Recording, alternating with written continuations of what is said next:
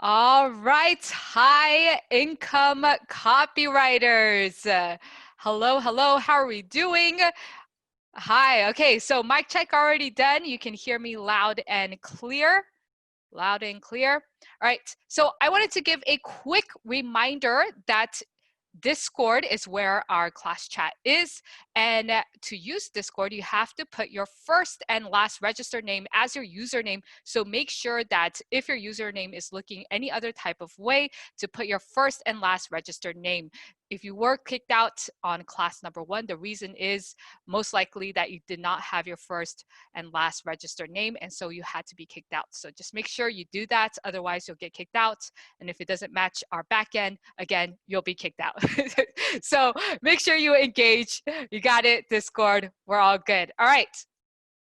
Now, first of all, I wanted to make sure to hear what you have to say about the assignments. How many of you have done all 4 of the sales letter and ads hand copy?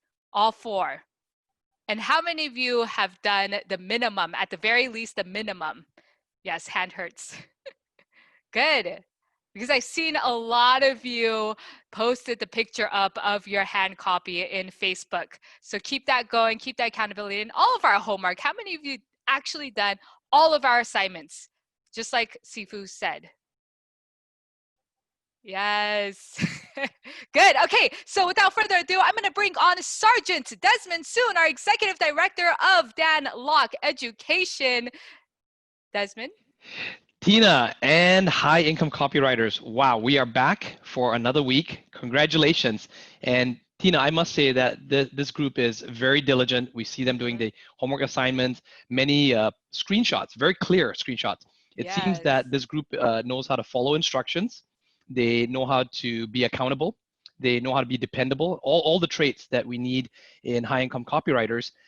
But I think the biggest thing is we all want to learn how to, make more money in shorter periods of time. And I think that's what Sifu is going to be covering tonight. So who wants to learn about that? Who wants to learn how to speed up the process, reduce some of the headaches, and then also be able to have the life that you want?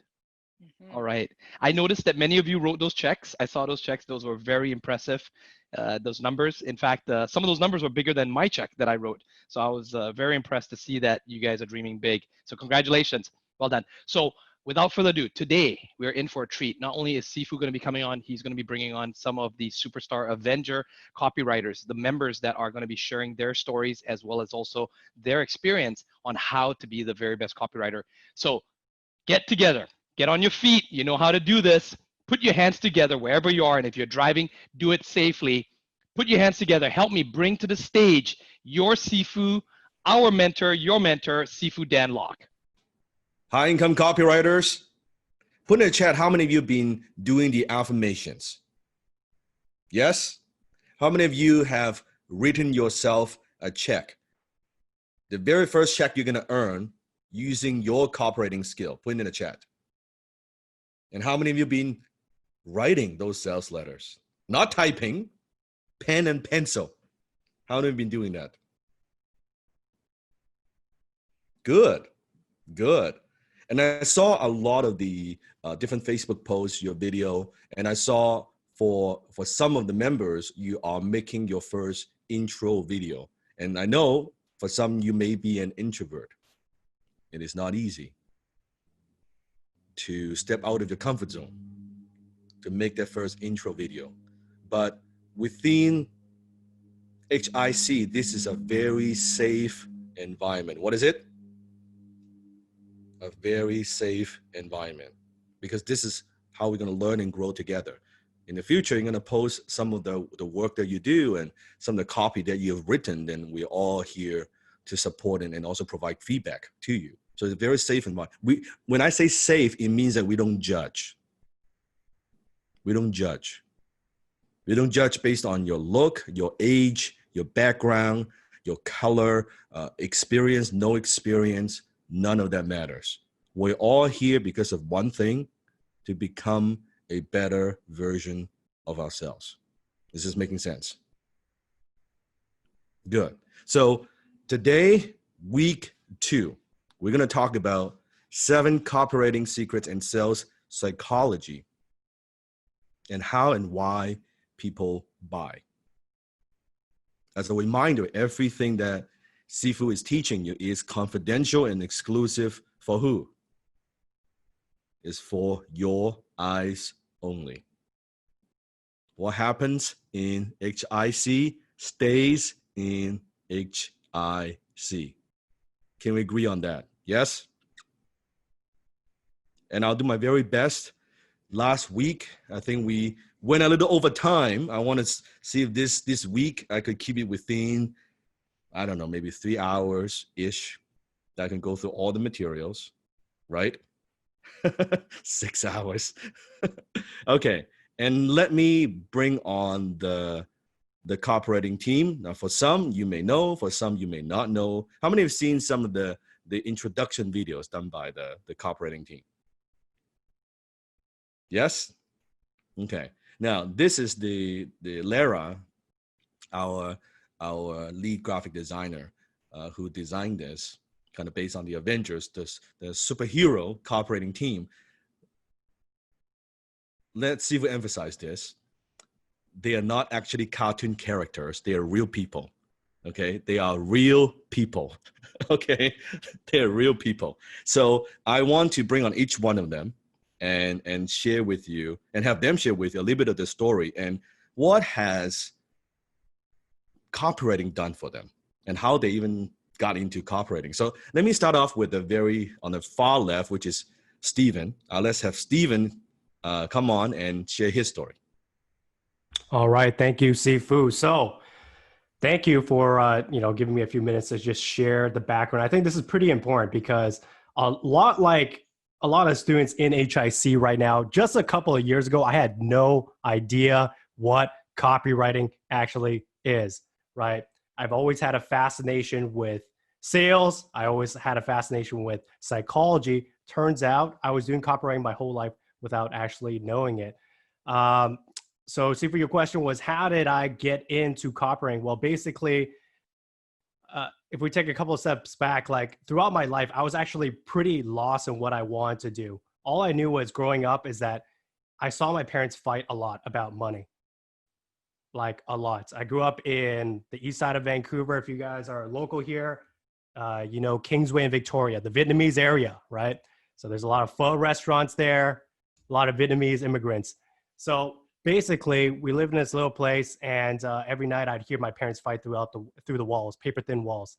And somewhere along the lines, I don't know what it was. Maybe I just felt like because they're fighting about money so much that if only when I grow up, if I make enough money, then I will make them stop fighting. Maybe that I would make them proud. Maybe I would be able to have a family where there would be no fighting, right? So from there, I had this seed of desire that just grew over and over as I got older. So whenever people ask me growing up, hey, Stephen, what do you want to be when you're older? I'm like, I don't know, but I want to be rich. That's it. They're like, what do you want to be? I'm like, I don't know. I just want to be rich. So long story short, that led me into a lot of short-term thinking, and I got myself into a lot of scams, probably like a lot of you. I don't know. Probably before HIC, you might have signed up for different courses, right? I got pulled into Amway. I got pulled into this random thing where I just gave this guy a few $1,000s, all my savings. And it was just a stupid, I'm not going to get into it. It was just so dumb. Just trying to make it rich, right? So it wasn't until one day when I was on Google. I don't know if you guys know this story. I don't think I've actually shared it on any of the YouTube videos online, but long story short, I was like, okay, I tried so many things that failed. I tried to start a tourism company, tried different MLMs, all this different, tried door-to-door sales, tried to scam people with their later on, I realized it was probably a scam because I was trying to sell this, how to reduce their electric bill thing. I can't even explain it properly now. I can't remember. But long story short, I was like, I can't do this on my own. I just sat there. I'm like, I can't do this on my own. So I went onto Google. I just typed in Vancouver millionaire, just hoping that I would find somebody to show me what I was doing wrong. Looking for that Sifu, looking for that mentor in my life, right? Go down the list. I don't remember where. Somewhere along the lines, I came across Sifu and I just cold emailed him, right? I'm like, hey, like, can you, like, I've seen your videos. I think at that point, Seafood just had a few videos on YouTube, like, I don't know, like under 10 or 20 or something like that. And I'm like, hey, like, I saw your videos. Like, can you show me what, you know, how you made it in life, how you were able to make your parents proud? Because I heard your story. I heard how you came from Hong Kong, your parents divorced, and all that. And basically, Seafood was like, no. I'm like, can I buy you lunch? Can I wash you? Can I, like, you know, drive you around to the airport? Blah, blah, blah. Do you play golf? You know, do you work out? I'll drive you to the gym, all that kind of stuff. So he was like, no. He's like, come to my event. So long story short, I went to the event, started building a relationship. A couple of months later, Sifu was actually the first one who actually got me into copywriting. He didn't actually tell me exactly what he was doing. I didn't know that, you know, he was going to train me to be a copywriter. All I knew was that, you know, he needed some help, right? And I was I really wanted to be closer to Sifu. I really want to help out. And he's like, why don't you write this sales letter? I remember the first client, it was Go BC. Sifu, you still remember Go BC? I remember. Yana. Yeah. Yana, that's right. So Sifu was like, all right, Yana needs a sales letter. You're going to learn how to write sales copy. And the first 2 books he ever gave me, you guys can write this down. These are great, great books because these books blew my mind away. I was just so amazed. I'm like, holy crap. This is like a scientific thing that I can actually learn. And I love this shit. So the 2 books was Launch by Jeff Walker. And the second one was .com Secrets by Russell Brunson. So Launch by Jeff Walker and .com Secrets by Russell Brunson. So Launch, I read it. I just remember I took so many notes. I can flip open the book today. I just wrote like crazy amount of notes on the page. I'm like, holy crap, this is amazing stuff. So long story short, that's how I got into copywriting. Since then, I've just been so blessed, so grateful to have Sifu Dan Locke be my mentor and to show me step by step how to become an amazing copywriter. All along the way, I also have to give shout outs to my other copy mentor, Paris Lampropoulos, and also other people who have helped me along the way as well. But mostly Sifu, just having the patience and showing me and tearing apart my sales layers. Even until this day, he pushes me to the limit. He would tell me blank straight out, just like how he's going to call, and all of us are going to call you out when your work is garbage, right? So very, very grateful. Don't want to take up too much time away from the other instructors because we all have, not just myself, but Ed trains with the best. Peter works with the best. All of us are constantly, much like you, also in student mode, learning, absorbing, pushing each other to a limit, handwriting copy, all that stuff. So we're going to get more into it. I'm going to pass the mic to Ed, I believe, who is next in line. Fantastic. Ed? HIC, how is it going, everybody? This is Ed here. I am beyond excited to be sharing my story with you guys today. Hey, everyone. Good to see y'all. So, man, when I was a lot younger, saying this being born in 2000, when I was younger, when I was 15, I wanted to be an entrepreneur. I looked at everybody else and I saw that they were in their jobs. They were doing work they didn't like. They went to school, they went in debt, and they weren't happy with their lives. They weren't happy with the way things are going. Have you guys ever noticed that? And like, that's all I could think about. I'm like, okay, so what are my options? So I did a lot of research online and I found out that entrepreneurship is a real thing. So when I was 15, I reached out to an entrepreneur in Vancouver and I interned for him for free for quite a while. I was just doing medial tasks here and there. And eventually he moved me to marketing, where actually this is when I met Steven, who you just heard from. And he started teaching me copywriting. So he started teaching me copywriting when I was 15 years old. And we worked together for a little bit. And unfortunately, we parted ways with the client because he wasn't paying us. But Steven said something that I still remember today. He said, Ed, if you keep doing what you're doing, we're going to be working together in the future very soon. Now, I didn't know the power of those words when he said that to me, but now it makes all the sense in the world. You guys are going to find that there are some weird coincidences that happen in your life. You'll look back and you'll go, I'm so grateful that that moment happened.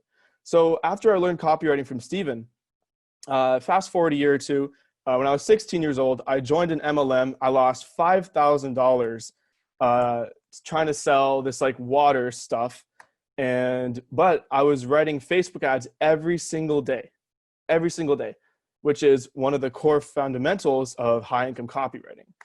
So after all that time, sure, I may have lost $5,000. Yeah, miracle water everywhere. I may have lost $5,000, but I had gained the experience of writing ads. So eventually, one of my friends introduced me to Sifu's event in Vancouver, which unfortunately he no longer does, is the Vancouver Entrepreneur Group.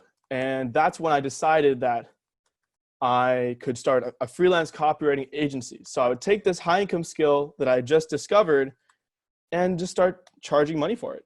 So funny story, I got my first client, but because I was like 16, I didn't have a method of payment. So I closed this guy on paying me $250 to teach him copywriting for a month, but I didn't have any method of payment. I had no PayPal because you had to be 18 to open up a PayPal account.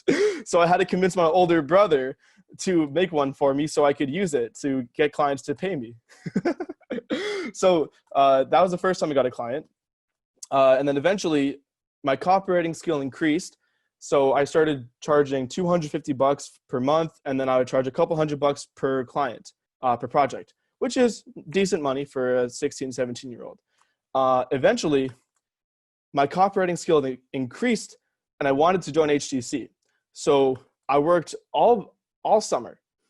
I worked super long, and I got 5 clients to pay me $500, which was just enough to join HTC at the time. And actually, it's funny because in my class, as the last class of the day, I asked my teacher. So we got into class, this geography class. I raised my hand and go, Mr. Hall, I have a business call at the end, like before the end of class. Can I leave 5 minutes early to take it, please? He says, yeah, sure. Okay, go ahead, do your thing. He's really cool. We had a good relationship. And that was my first $1,000 copywriting client that I closed at school. So after that, I closed, because of my copywriting skill, I earned $1,000 a month for consulting. And eventually I partnered up with a 7-figure business owner. I earned 5% royalty, and he paid me $2.5K a month, plus a couple other consulting clients who paid me $1,000 a month. So I was doing $4.5K a month as a 17-year-old in high school. But I didn't stop there. I wanted more. How many of you want more? How many of you want to keep pushing your limits and keep pushing towards where you know you can be? Awesome. These guys are amazing. I love you. You guys are awesome. And so I kept bugging Sifu, please let me join Team Denlock. Please let me be a copywriter for you. Please let me close for you. Let me do something for you. And I kept writing for him for free and offering value and following up and doing the best that I could until he let me join. Team Denlock is the most fun, growth-oriented opportunity I could have ever imagined. When I was growing up, I didn't have many friends. I had a lot of social issues. These people on the team now, they're my family and my friends. I haven't celebrated my last 2 birthdays with anyone else except for my family here at Team Denlock. I wouldn't want to be anywhere else in the world. I wouldn't want to work for anyone else, do anything else, or work with anyone else. Sifu and the team have been a tremendous influence on my life, and I wouldn't be half of who I am today without them. Sifu, Team Denlock is my family and my home. Thank you so much for changing my life. Thank you for believing in me. And thank you for giving me an opportunity when no one else would. Thank you. Thank you for sharing. And you could see the key to becoming a high-income copywriter is you must have been burned by MLM multiple times. That's the key to success. That's mandatory. Okay. Thank you, Peter. Hey, Sifu. Hey, HIC. How's it going? Yes, and I definitely been burned by MLM before too. You see, there's a pattern here. Yeah, I think we talked about it. Like almost everyone on Team Denlock has been burned by like MLM in the past or something. It's so crazy. Cool. Yeah, so a bit about my story. It kind of all started when I just graduated from university, and I took this backpacking trip through all of Southeast Asia, through like Thailand, Cambodia, Singapore, all that great stuff. And I don't know if you guys have been like traveling, but like traveling, it's so freaking fun. And after I came back, I was just hooked on it. And I just wanted to live like a life of freedom, fun, and adventure. right? That was really what drove me. So like the first thing I did was I just went on Google and I searched, how do you make money online? And I'm not sure, maybe you've been like this too, but you just get pulled into so many different directions, right? And I got pulled into, I think it was like a lot of Facebook ads, some copywriting, some funnel building, some digital media stuff, some blog stuff, some drop shipping, some Amazon stuff. And I just was just learning everything I could, but I was not acting on anything. Anytime something seemed like it was a good opportunity to make money, I jumped on it. And as soon as it was like getting hard, I just stopped. I'm like, this stuff is a scam, right? I'm going to do the next thing. I'm going to do the next thing. I'm going to do the next thing. And at one point, I was just burning through my savings. I still was living with my mom, and I just had to find like a way out. I was stuck. I was at like the bottom, and my thoughts were kind of spiraling down negative, towards a negative way. Like, you know, when you're thinking negative thoughts and you're kind of by yourself, it just eats you up in a different way. And I knew I had to get out of it. So I did something a little bit drastic, but it changed my life forever. I went down, I'm in Vancouver. I went down to the Washington State, went to this little abandoned barn, not abandoned, but it was like secluded barn. And I meditated there for 10 days for a total of 100 hours. So if you guys don't know what this is part of the Vipassana program, and it's free all over the world. You can get access to it anywhere. And if you don't know what Vipassana is, it's basically you go to this location, they take away your phone, they take away your electronics, and you basically just meditate for 10 days. And you're not even allowed to make eye contact with people.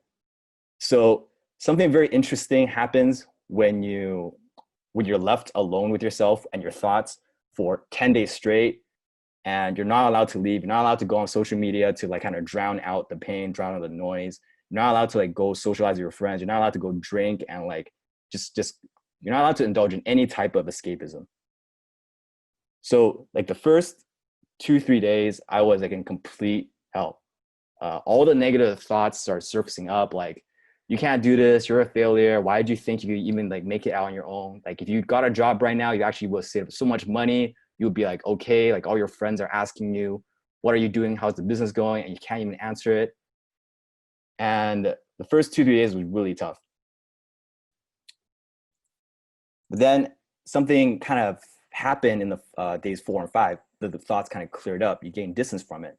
And from days 6 to 10, I'm getting more clear on my thoughts, the negative patterns that are happening, and I gain more clarity on my life. I started looking back at all these digital marketers, and I would ask myself this one question, like, why are so many people making money online and I'm struggling? Like, what's the thing that's separating the people who are successful and the people that are not successful? What's separating the people who are successful from me? And I think it came down to one thing. And I studied all these successful people, and I'm sure you can probably already guess what it is. They all started with a high income skill first, whether it's salesmanship or copywriting or some type of other skill. They all made money with one skill first. And during those 10 days of meditation, I'm not sure what it is, but just something about my intuition told me I needed to pursue copywriting. I'm not sure what it is. I can't really explain it, but something in my gut just told me to pursue copywriting. And it wasn't a strong, passionate thing. It was a very subtle tug. It was a very subtle calling to do it. So when I got back to Vancouver, I went home, I searched up what's the best way to improve at copywriting. And can you guys guess what the best exercise is for getting better at copywriting is? Yep. Handwriting, hand copying sales letters. So for the next 90 days, every day I got up in the morning and I hand copied ads for 33 minutes or 66 minutes because some famous copywriters said you should hand copy it in like 33-minute segments. So I followed that to a T. And I did that every day, 90 days, all the sales letters, emails, Facebook ads. I copied the best. And after 90 days, I got my first client. But my first client was someone from Upwork, and they paid me $15 to write a about page for their freelance website. So that was my first client. Then my second client was what got a bit better. I got a bit more experience. They paid me $800 a month. And then a couple months later, got another $1,500. And then I slowly was working my way up. Eventually, I got to work with some 7-figure clients, some people who I'm still really good friends with today. And just some of the best clients I could ever work with in the world. And I finally achieved my dream of living a life of freedom, fun, and adventure. And last year, I was living in Budapest for like 3 months, right? So I was working on my laptop. I was working in Budapest, sipping cappuccinos or Americanos in little cafes around the city. It was super fun, but something unexpected kind of happened when I was traveling, living the laptop lifestyle. After the first month, it actually got really boring, really lonely, and my growth was actually really stunted. Like there's another side about traveling lifestyle that people don't really tell you. And it's that everybody who comes into your life, they're also traveling too, and they leave. So even if you build a best friendship, they leave the next day. It's very hard to surround yourself with people who are growing because it's just hard to build relationships. And it gets boring after a bit because you're doing the same type of work and it's not really challenging you. You're making okay money, but in the end, I was playing very small. I was playing a very small life. I was very selfish. I just wanted to get the best type of life for me, but I wasn't really thinking about like helping the world or growing. And little did you know, I started having a chat with Steven, who I've been friends at that point for about 3 years. And he was talking to me, he's like, hey, Peter, like I'm working with Seafood Dan Lok, and he's doing this, he's doing that. He's got this great vision. Like, do you want to hear more about it? Yes, Adam, Steven brings in a lot of people to this team. Like Steven's such a boss. So I was chatting with Steven, and he shared with me the vision, and he asked me like, would you be interested in like joining the team and seeing if this is a good fit? And without a doubt, without skipping a beat, I said, hell yes, let me join. And I joined the team. It's been a year since then. I've been doing the copywriting for the emails, for some of the sales pages, for some of the, actually you've probably read most of my emails if you've read Sifu's emails. And it's been a year. And if you feel like class 1 was drinking from a fire hydrant, working in Team Dan Lok is like your face is right underneath a waterfall, right? You're exposed to the best people. You're exposed to the best in the world. Sifu is constantly critiquing your copy, telling you how to improve it, how to make it go from a 9 out of 10 to a 10 out of 10. And it's just absolutely the best experience of my life. And I'm surrounded with A players like Blake, like Ed, Steven, Tina, so many different people who just won't put up with any type of BS that you're forced to elevate to a higher level and to grow. And it's just been so amazing. And I've been so blessed. And I guess if there's anything you guys need to take away from my story is that just get good at this skill. And when the opportunity comes, you're going to be ready. Right? Great lesson. Yes. Great lesson. That's it. And Blake? All right. How are y'all doing? I think that I might be the only one, Sifu, that wasn't burned by MLMs here. Oh, man. Okay, we got to sign you up. We got to get you an Amway application. Let's get it going. I know you guys got the connections. Maybe you guys can recruit. That's it. We needed some lotion, potion, vitamin, and shit. Yeah, I guess I'll just jump in here. Basically, I'll fast forward a little bit in my life, obviously, but for those of you who don't know, because I know a lot of you guys know me already, from other things that we've connected through, but back in the day, not too long ago, like I'm talking literally 3 years ago, I was working in a clinic as a laser technician. I studied kinesiology. I studied fitness and health because everybody always told me, like, and I'm sure you guys can relate to this, go to school, get a job, and then you'll have an amazing life. Anybody relate to that? Anybody been told that BS before? There you go.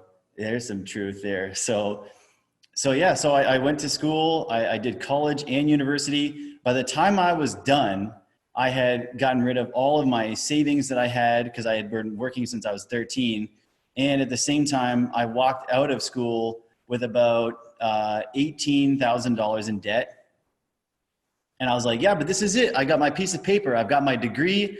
I'm good to go. So, long story short, I had a bit of a weird relationship kind of going on at the time. And as soon as I graduated, I was kind of like, what the hell am I doing? And I kind of left my parents' home. In 1 week, I left my parents' house, changed jobs, broke up with my girlfriend, got my first apartment, and started like a whole new life all in 1 week. And it was a lot to take in 1 week for sure. Very overwhelming, but I made it through. And I was like, yeah, but this is it. I'm in the promised land. I've made it. I'm here. I've got my paper. I've got my new job. I'm in a clinic. I'm going to make lots of money and like things will be great.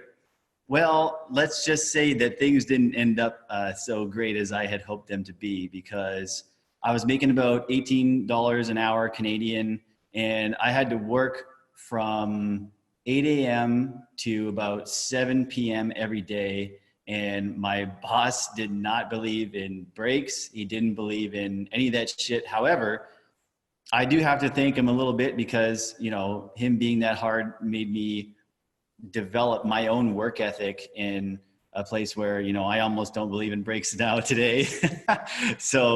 Which is why Sifu likes me, but that being said, like Ed said, everybody here is like a family that we all do support each other too. So fast forward a little bit though, it seemed like things were going okay. I was making a little bit of money. I had my own apartment. I was kind of on my own in developing myself in the world.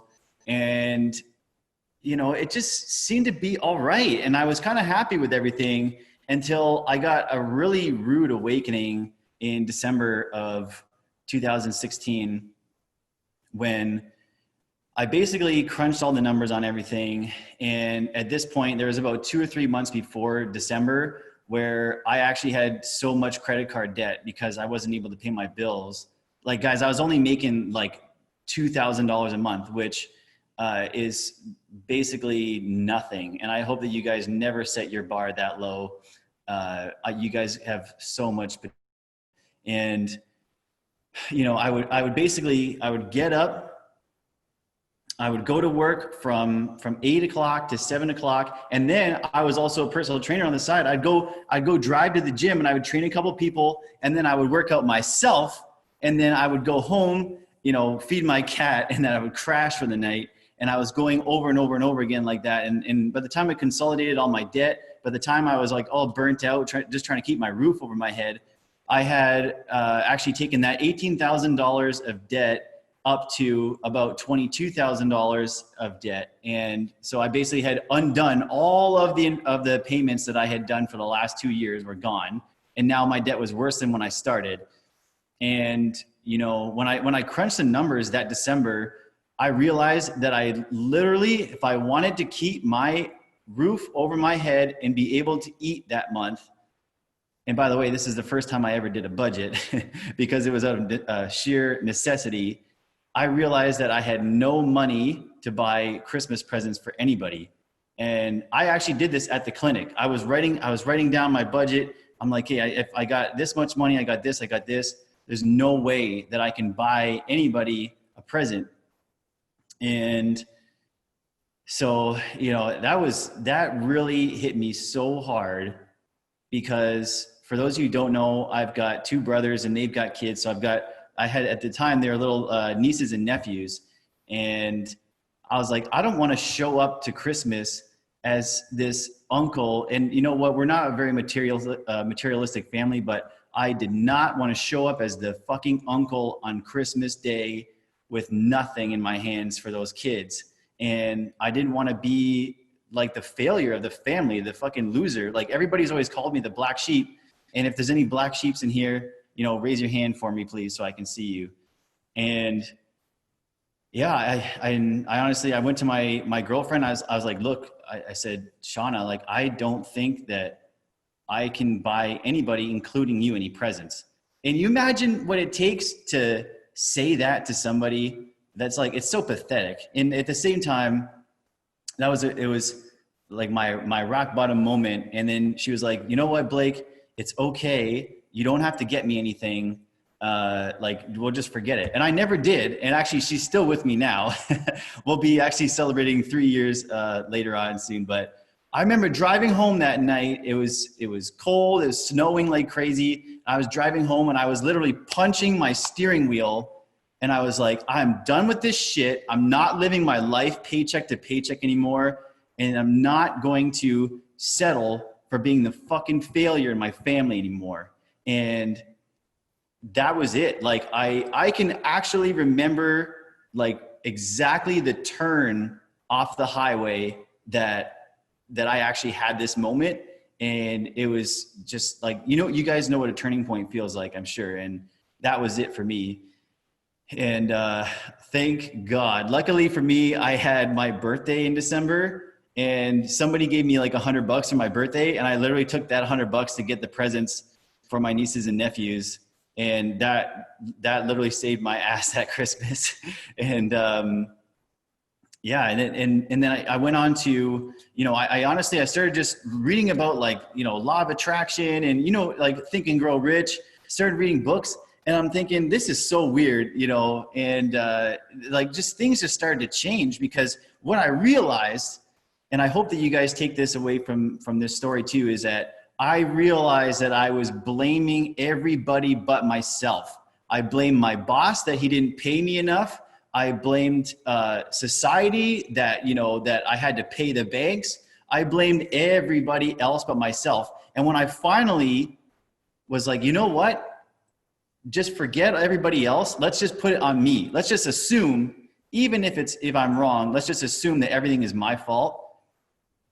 If you guys do that, your whole life will change because once you take ownership, you take control. And you know, the Sarge talks about this a lot because he embodies it a lot. It's just like you take extreme ownership and you work towards, you know, whatever you want to be. And then the only one who's in control and who's accountable for it is yourself. So that happened. And then like all of a sudden I started getting this like social media. And then I kept learning about that. Like if anybody knows, like, oh man, I did 52 lessons on social media advertising within about, I think, a week and a half. It's like I would work all day, go home, study for 3 hours, go to the gym, go to sleep, wake up and do it again because I was so amped up on this stuff. And then as I continued to learn, I started to take on some clients, but you know, it took me like 6 months to actually get my first real client. And you'll notice from Peter, from Ed, and from me, and probably from Steven too, it's like you can't just walk out the door and get a client all the time. But if you're consistent and you show up, you will get those clients and you will make that money. You have to be consistent. But anyways, as I continued to go along, I was like, you know what? I want to know more about Facebook ads. So I started to do lead gen and advertising for local businesses. And, you know, it just kind of took off from there. And then one day I get a call from the Sarge and he's like, you know, Blake, you know, how much you know about Instagram? And I was like, at the time, because I had been focusing on Facebook, he was like, you know, yeah, we want to look at doing some stuff on Instagram. We want to see, you know, what suggestions you have. So I was like, well, I don't know a lot, but I wouldn't say I'm an expert. But you know what? I think I know a little bit and I could probably help you guys out. And then he says to me, and this is in such Sarge fashion, he goes, listen, Blake, I'm jumping on a plane right now. I got to go to an event. I'm coming back in 2 days. So you got 2 days to put an Instagram strategy together. And if I like what I see, then maybe I'll give you a shot. And I was like, you got it. Like, I was like, holy shit though. I tried to play it cool, right? Oh man. But if you guys ever get on the phone with Sarge, you're closed. It's just a done deal. But anyways, so as soon as I hung up the phone, I looked online. I'm like, Instagram courses. I need to know Instagram courses, right? So I instantly dropped $2,500 on a Instagram course, and I studied. It was like a 7 or 8 week program. And I was like, I messaged their support staff, and I was like, you guys have to give me full access to all the weeks of training right now. Like, I can't wait. This has to come out right now, because they had it on a drip campaign. And they messaged me back, and they're like, oh yeah, sure, here you go. You know, you can unlock all the weeks now. And I went through the whole 8 weeks of the program within 24 hours.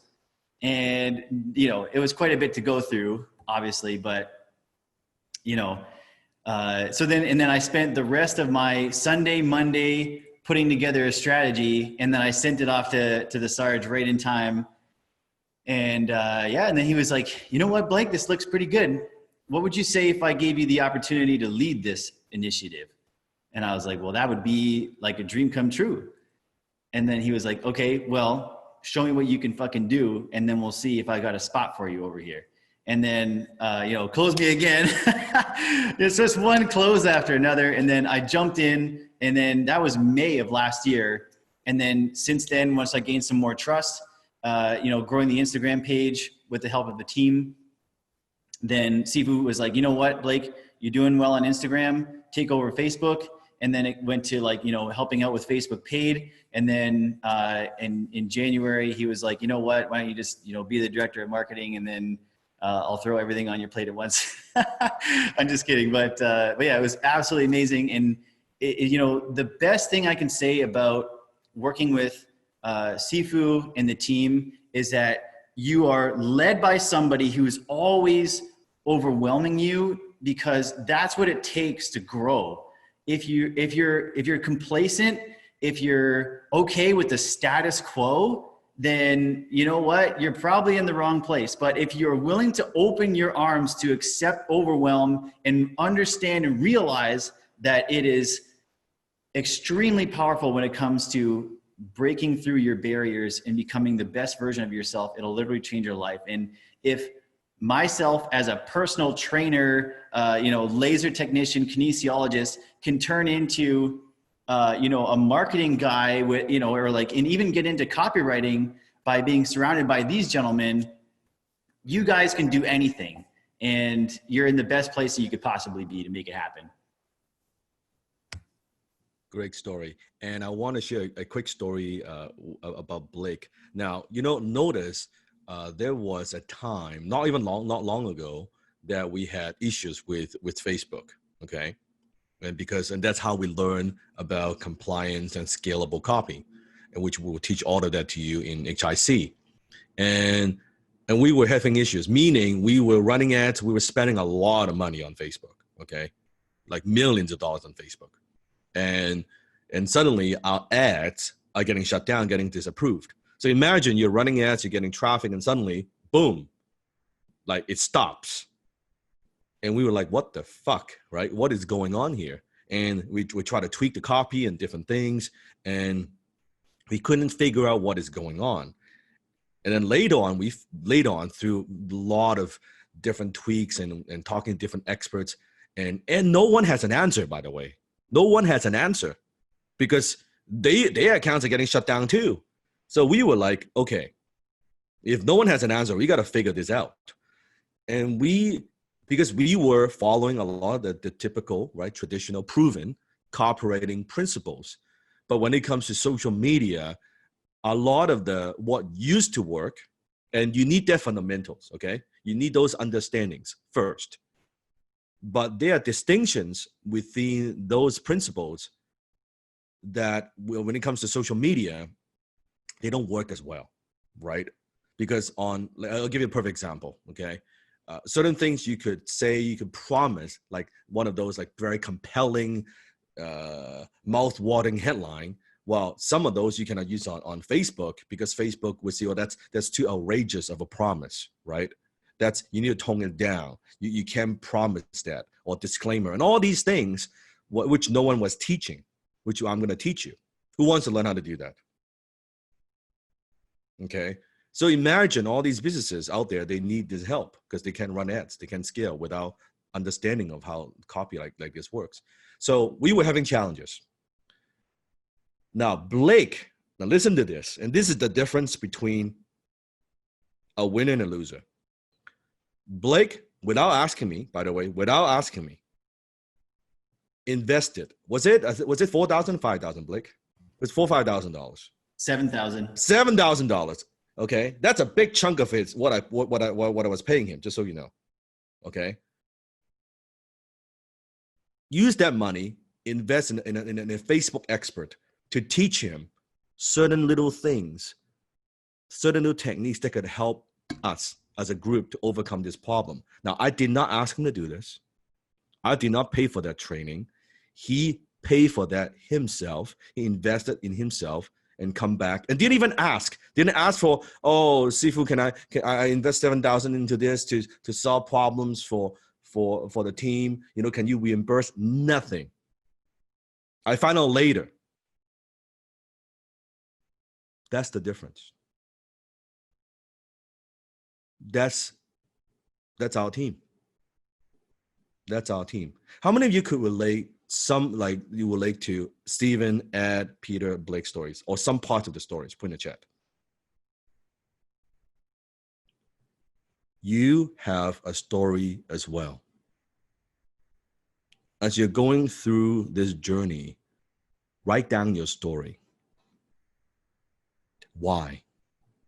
Because someday I might ask you, hey, you know what? Come to class, share your story. I want you to share how you ran from zero to hero. What's your journey like to inspire new students, to inspire others, to inspire the new wave of copywriters?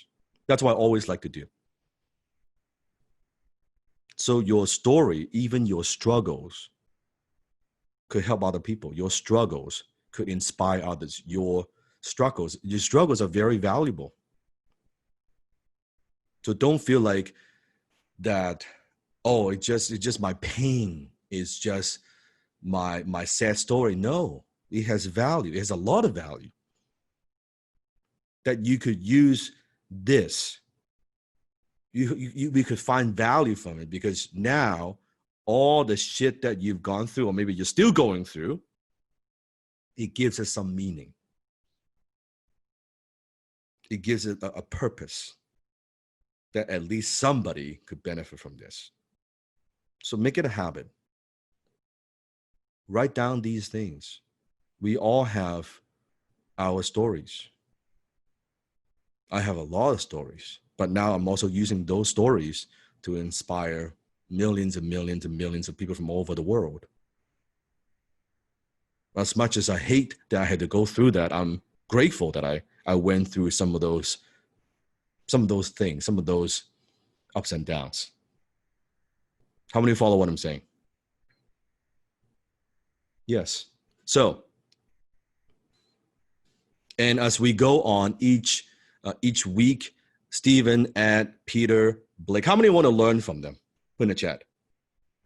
Exactly like the Avengers, they all have their own talents and strengths and superpower. Every single one of them is different. And they'll go into the different techniques, and some of the classes you'll see in upcoming weeks, they will lead the classes. Pay very close attention. Pay very, very close attention, because they are the ones that are in the trenches, right? They know right now, like, especially when it comes to tactics, like day to day, what is working right now, this minute, right? They could teach you. In some cases, certain segment, they could teach it better than I could teach you. Because Sifu is a visionary, big picture, I could teach you that. But certain like little distinctions, techniques, because they're in their day to day, day in and day out. So you are very fortunate. You're not just getting me, you're getting my team, and they would bring a different perspective. And sometimes, because I've been doing it for so long, sometimes what I do is unconscious competence. That I just do them. But they would always bring a perspective, kind of like a thinking for you, right? Put themselves in your shoes as a beginner. Okay, Zifu, of course, you don't think about it, but what if someone is getting started? They haven't done like a single page of copy yet. What do they have to do? I said, oh, right, okay. I need to think about that. Does that make sense? So give them a round of applause in the chat. Great job. Great job. Pay very, very close attention. What I want you to do, pay very, very, very close attention. Okay? Here we go. 1, 2, 3. Focus. Okay. What if Sifu told you there's a way to become a high-income copywriter 2 times, 3 times, 5 times, even 10 times faster?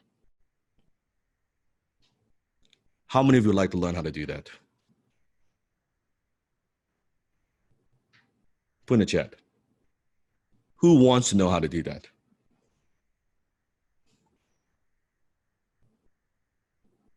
Sales psychology secret number 1. Hand copy great ads and sales letters. How many of you are already doing that? You've been practicing. You've been hand copying, hand writing those letters and ads that we've given you, yes? I remember years ago when Alan was teaching me. And I asked him the question, well, so Alan, how do I get good fast? Like, how do I get good fast? Because I flunked English twice when I was in high school. So this whole copywriting thing, I just like, what's the best way to do this? And I remember he gave me a very pretty profound answer, but it's a very good answer. He said the easiest and the fastest way to become a good writer is by what? By writing good writing. I said, huh. The fastest and easiest way to become a good writer is by writing, not just writing, but writing good writing. Because if you write bad writing, you're going to become a very good bad writer. Like it's so simple, but it's very, very profound, don't you think? Because could you be doing something and you're very, very good at it, but it's actually the wrong thing? Yes or no? Right? Just like the beliefs that we have, even in life, about money, about success, about skill, about education. You could be very good at it, just we picked the wrong thing. So writing good writing. And he said, copying sales letters by hand in print, the brilliant and profitable sales copy in your mind. I'll say that one more time. Because I saw it in the Facebook post. Some of you are asking, well, Sifu, what's the purpose behind this? You want to know the why. I'm telling you the why. Copying sales letters by hand in print, those ideas, concepts, wording, it's like a download, imprints in your mind. This is why I'm asking you to do it. And you don't just do it once or twice and, oh, I got this. And I know, I don't even need to ask. Some of you believe, see, I got it. I just need to read it. I just need to read it. I get it. I mean, I can read it out loud. I don't need to write this. You know, I can't find a pen. It's very difficult to buy a pen nowadays, you know? And no one has papers. Who has papers nowadays? Okay. No. Pen and paper. And I know some of you have not done the assignments. I know that for a fact. Or you've done like, you know, fucking half a page.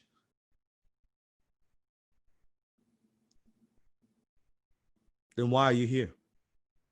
You're here to learn. I'm giving you the secret. You don't want to practice it.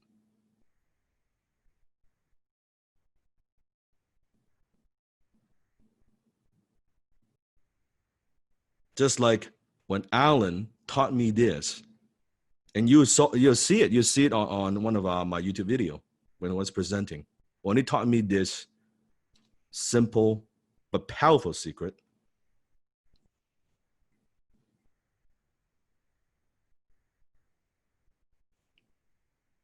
and he said, over the years, no one does it. No one does it. He told so many people to do it. No one does it. I was one of the very few people who just, what a shocker, coachable. Okay, I need to hand copy sales letters. That's what I would do. If the secret to good writing is writing good writing, I'll do it. Like, what a fucking concept, right? Being coachable. And I did. So I want you to think of how many of you are in HTC? Now in HTC, what makes high ticket closing so special? One of our secrets is what? Role play, isn't it? Right? It's role play. So here's how I want you to view it. Within HIC, high income copywriter, hand copy sales letters, that's your fucking role play. In high ticket closing on the phone, role playing on the phone, on Discord, that's your role play. It's equivalent of that. This is the dojo. This is how you practice. Okay, so hand copy equals role play. Does that give you more clarity? Now in HTC, how many hours of role play do we do?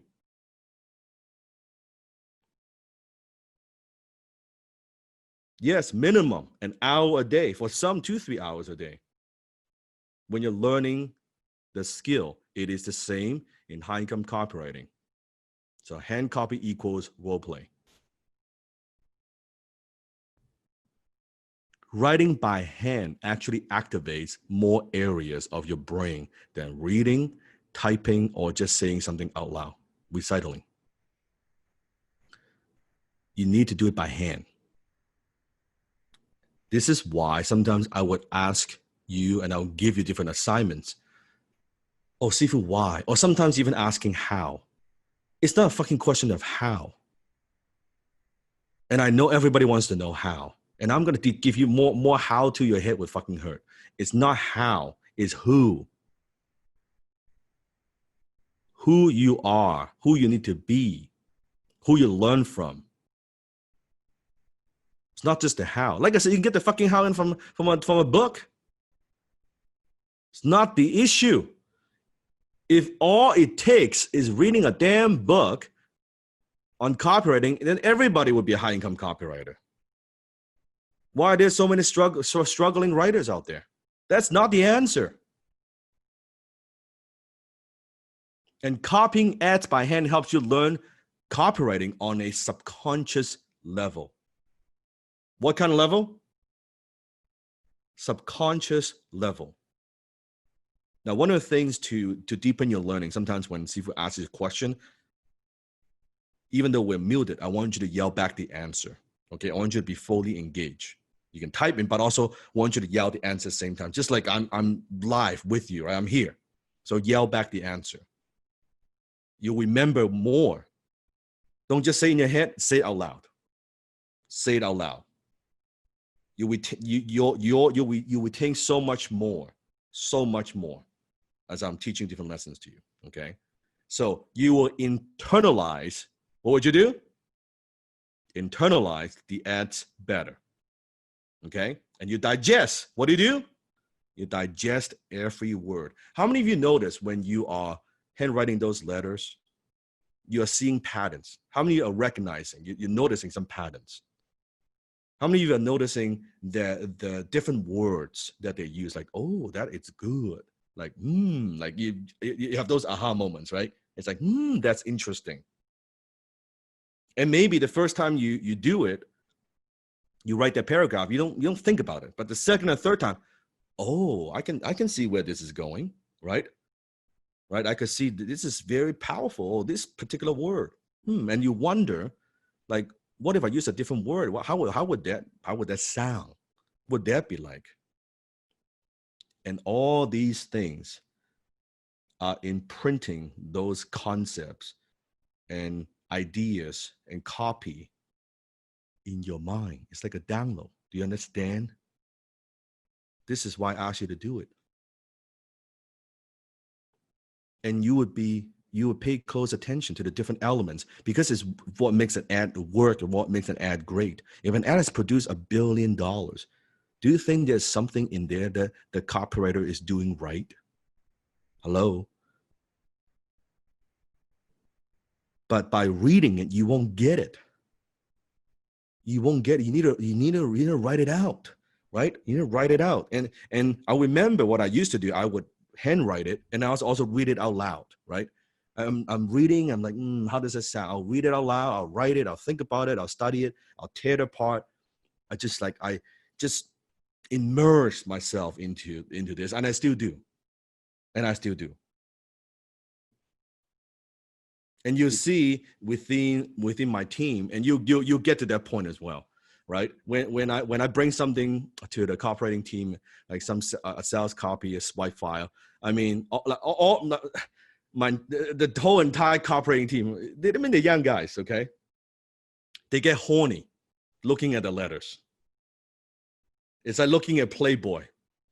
Anyone still reads Playboy? No joke. Right? I bring ourselves like, this is, it's like they're looking at some sexy woman or something, right? No, they're looking at like a fucking headline, right? They get all horny about it. Seriously, especially Stephen, by the way.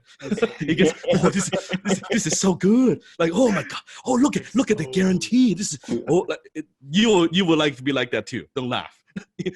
All of you would be like that, right? And you get more excited looking at copy, looking at like ads, right? You're like, oh, that's that. I gotta save that. This is so exciting, because it is a whole different world. It gives you a different perspective. Any things you guys want to share? Yeah, so if you want to share like a little story about how it goes into your subconscious level, right? So when I first joined the team, I was so curious about what made you so persuasive and the way you talked and performed and like just wrote. So the first month, I just hand copied the entire FU Money book. And by the end of it, something funny happened. So when I was watching your YouTube videos, I would notice there are moments where like I can guess your next sentence because I had hand copied your entire book. By the end of the month, I could guess what you were going to say next. So like on a subconscious level, it actually like transformed me on very deep. But during it, I thought I was wasting my time. Because it's a subconscious thing. Yeah. It's not like a book learning. Oh, no. Yes, you're doing it. It's kind of, you're adding, it's like you're downloading more data. You're downloading more wisdom, intelligence to your brain. You won't feel any different, by the way. You do this for 30, 60 days, 90 days. You don't feel anything.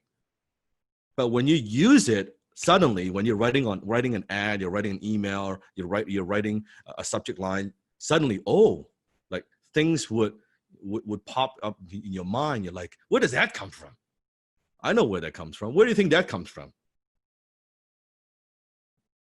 Right? From all the assignment that you've been doing, you've been practicing, right? So benefit number one, why do you want to handwrite great ads? You learn how to construct. What do? Construct winning sales messages. Hand copying allows you to pay close attention to each word, because when you're typing, you're not paying attention. Doesn't it take time to handwrite something? Yes or no?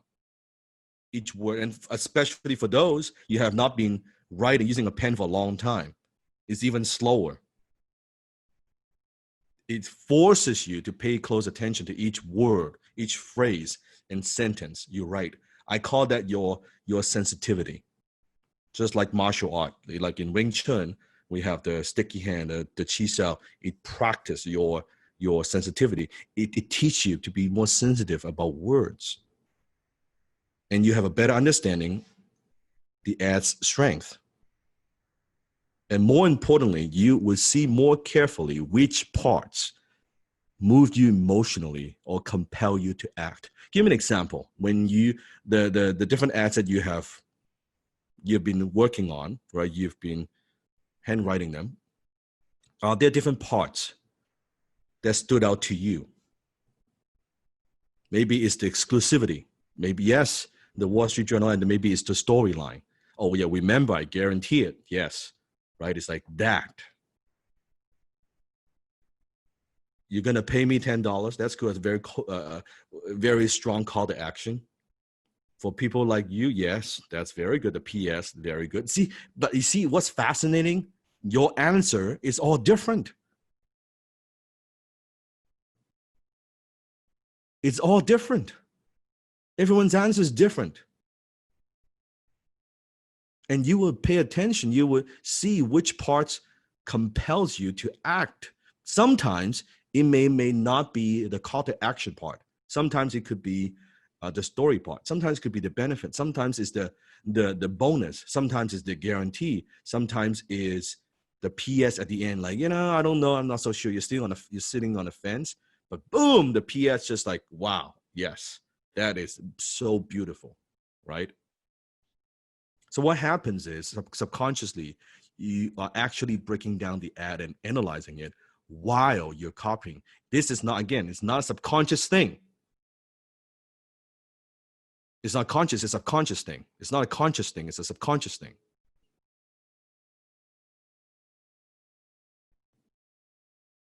Do you follow me? Okay. In essence, you're not just hand copying or rewriting, you're actually studying it more intently. Just like role play equals hand copy. Hey, Sifu, can I share a quick explanation on the last point there?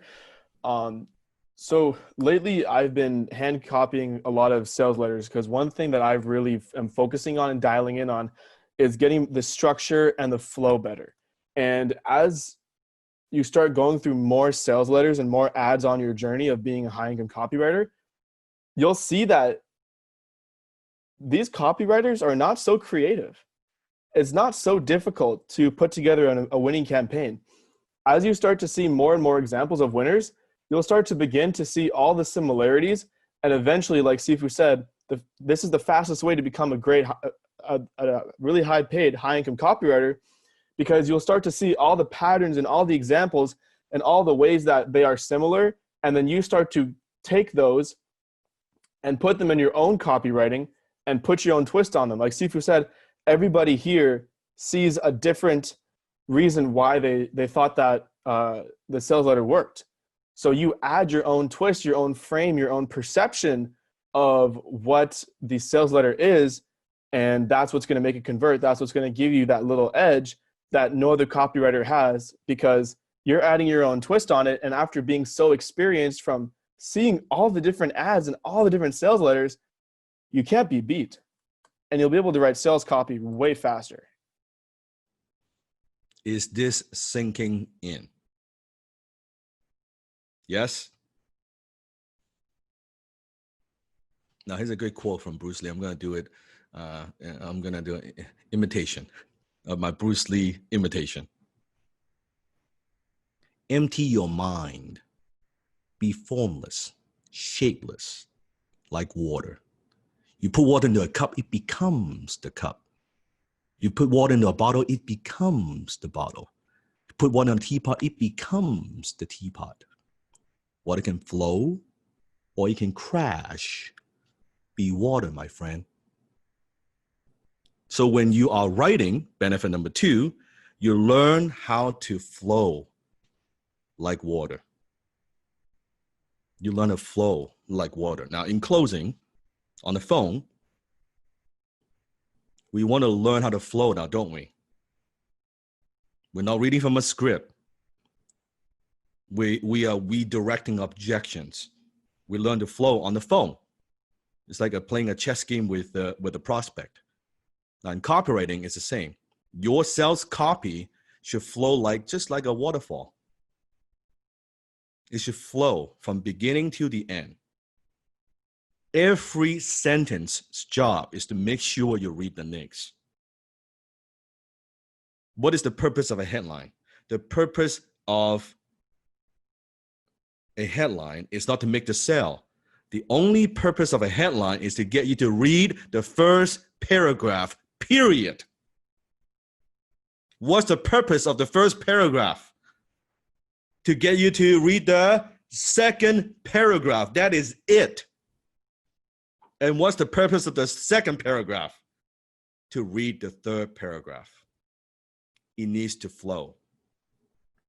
It needs to flow. So what happens is when you handwrite classic, especially the classic, right? It could be space ads, display ads, sales letters, every word, you notice every word deserves to be there. What's the key word? Underlined. Say it with me. Deserve to be there. There's no wasted effort. There's no wasted words. Every word. The copywriter worked very, very hard. See, it's because you work very hard at writing it. That's why the reading is easy. I'll say that one more time. Make sure you get this. Are you writing this down? It's because you work very, very hard at writing the ad. That's why for the reader reading it, it's easy. Because it takes a tremendous amount of effort to make sure that everybody understands this. And this is why the transitions from a lead to a sales offer, it needs to be smooth, like butter. It needs to be smooth. You notice like amateurs, when they're writing ads or pages, very easy, you can see you're reading this certain chunk and suddenly you see, what the heck? Like, how come this copywriter is like, goes off a tangent and just like, you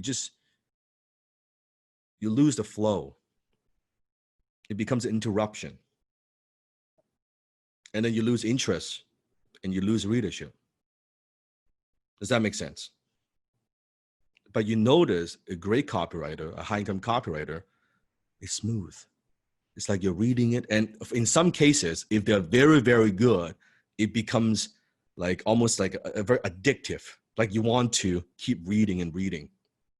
I'll give you a simple technique. Okay, it's kind of like a tactic. In direct mail, one of the things I've learned from Alan, and you notice, I refer to my mentor all the time. You notice that? Because always remember where you come from. Always remember where you come from. So with Alan, he taught me in direct mail. He said two things. Now, direct mail, let's say a typical direct mail piece, let's say 8 pages. Why 8 pages? Because it fits in an envelope and it's one stamp, right? In terms of the weight when you mail it. So 8 pages, meaning like 2-sided. Okay. So you're reading on one side and then you flip the other side, you have the next page of copy. So first page, one side, second page, the other side. And Alan uses a technique, and you see in Alan's swipe file, bottom right corner, he would sometimes have a bracket saying, turn to the next page. Or over. That's right. Please turn over. You see, he uses that a lot. Like a tiny little thing like that. Just like, oh, over, like turn over the page. It's very, very subtle. But what is that? What's the purpose of that? To keep you reading. He also likes to have what we call, and you'll learn it, called cliffhanger. What is it called? A cliffhanger. Meaning that it's an incomplete thought. It could be a ... It could be he's talking about a certain point. So he would not finish the first page with a period, right? It would be like incomplete thought. Turn over and boom, you keep going. You getting this? Because of flow. It keeps you reading and reading and reading and before. Because if they're not reading, they're not buying. If they are not reading, they are not buying. You need them to consume the materials.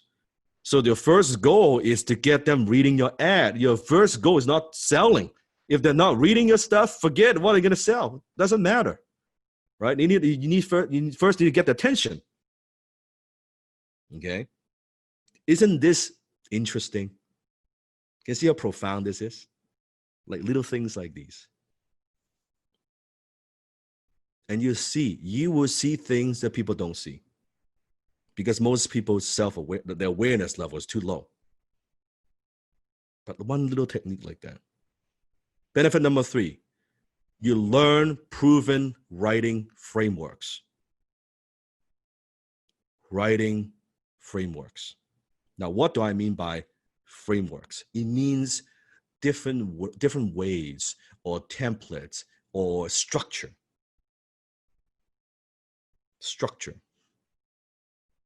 So let me give you a framework. Example, problem, agitate, solve. Write it down. Problem, agitate, solve. Now that's a very much a proven framework for marketing, for copywriting, meaning you tell them what the problem is, you state the problem, you agitate the problem, and you offer them a solution. This is like a go-to for copywriter. Tell them what the problem, state the problem, agitate the problem, so there's emotion, inject some emotions, and boom, solve the problem. That's a framework. So as you are hand copying these letters, you pick up these different frameworks. The more you hand copy ads and sales letters, the more you see the same sequences, phrases, and frameworks popping up. What we're looking for, okay? What are we looking for? We're looking for patterns. What are we looking for? Say it with me. Patterns. We're looking for patterns. And you see, oh, here's another problem, agitate, solve. I got that. Oh, here's a little framework for building up value. Here's a little framework for guarantee. You see what words they used, how they started their copy, how they presented the offer, how they close, how they emphasize on certain benefits and their call to actions and much more. An example, here's another AIDA formula in advertising. This is a very, very common formula, right? Awareness leads to interest, leads to desire, leads to action. Say it with me. AIDA. Awareness, interest, desire, and then action. Hey, Sifu, do you mind if I share something? Anytime. All right, cool. A lot of times whenever I'm working with new copywriters or just copywriters in general, they always ask me, they're like, how do you write a Facebook ad? How do you write an email? How do you write a sales page? They're like, what framework should I use? Here's the secret. Like, really? You can use like what Sifu was sharing with us right now, AIDA in everything you write. It's not like, if you're writing an Instagram post, it's any different than if you're writing an email post. It's not like if you're writing an email post, it's any different from a Facebook ad. The principles of persuasion and the frameworks of persuasion stay the same. Now, you can play around with it. I mean, like masters, how, what's that saying? It's like first you learn it, first you master it, and then you break the rules or something like that. I can't remember. I'm not the best person at quoting stuff, but when you're first starting out, anything that you write, it's just like, yeah, even a text message, Ada is a girl. No, I thought what Michael Lee was saying that if you're sending like a text message to somebody and you want to get their attention, right? How's that any different than writing an ad? You can use the same framework. I do want to point that out. And by the way, this works also in presentation. If you're doing a presentation, let's say you're doing public speaking, and Sifu uses it a lot. Awareness, interest, desire, action, or I can also do problem, agitate, solve. It's the same framework in terms of communicating a message. It's the same idea. You can use this for dating. Can you see how AID will work in dating? You need to first get awareness and then get interest, right? And then desire, and then you take action. You close the deal. It is the same. Doesn't matter you're selling someone to go on a date, to give you their phone number, right? It's the same. You get so good at this. Well, but yeah. you probably get more excited looking at copy than Playboy. That's for sure. Definitely for your Tinder profile. Yeah, forget it. Yeah, 100%. I know, I do, Sifu. Yeah. It is a very interesting to witness. I'm telling you. Yeah, you see a bunch of guys like, oh, like you, like, you know, you think, well, they're looking at something. It's they're looking at sales letter. Oh, David Ogilvy. Yes. I say, oh, it's David Ogilvy, man. Like, yeah, that's what they're talking about. It's pretty hilarious. So, AIDA. Benefit number 4. This is probably one of the most important things, one of the most important value, I would say values, benefits I got from copywriting. And that's you learn how great copywriters think. You learn how great marketers think. Because copywriting, you know, I'll teach you tonight, is more than just writing ads and emails and scripts or sales letters. When you're writing, we need to develop what I call the big idea. What is it? What do we need to develop? Say with me, the big idea, right? We need to determine the market's dominant emotion, negative or positive, sophistication level, awareness level, and so much more before I write a single damn word. And when you hand copy old ads, proven ads, modern sales letters, you'll see how great copywriters, they tie it all together. Again, we're looking for patterns. What are we looking for? Patterns, right? And you start noticing their hooks, what we call sales hooks, big ideas. And I'll give you all kinds of examples. Irresistible offers, right? A big plus, by the way, if it's in your industry. You see what's working in your industry, and you can borrow an idea too, or that's been proven to work to sell in the health industry or the financial industry or the investment industry. It doesn't matter. It doesn't matter. And Sifu, yes. Can I jump in and add a quick thing here? Thank you. So I've noticed that as I've been writing over the years, if I don't have some kind of structure, or if I don't do enough research into the big idea, the market's dominant emotion, sophistication level, awareness level, and all those other things, the copy doesn't come out quite as good or quite as fast. But if I forget who said it, they said, think slow, write fast. So really take your time before you even put your pen on paper or your hands on your keyboard. Really dive deep into the market, into the strategy, into everything. And then when you write your copy, it should be relatively quick. So really focus your time on researching and preparing. So when you do write, you write quick and you write fast. Think slow, write fast, take your time. Think about, and we'll teach you all the techniques, how do you actually think. I'll teach a lot of that tonight. But understand, take some time to think. When you have clarity about the offer, the big idea, the emotions, all these things, that if you have the hooks, once you have clarity on that, writing is actually pretty easy. Because you know exactly, it's like you're writing a page. Well, you know exactly what you're gonna write. You know the offer, you know the pain, you know the benefits that they want. Writing, it's not difficult at all. Because by that time, with enough practice, you would know what words would work. You would know how to communicate your idea with clarity and conviction and confidence. Does that make sense? Yes?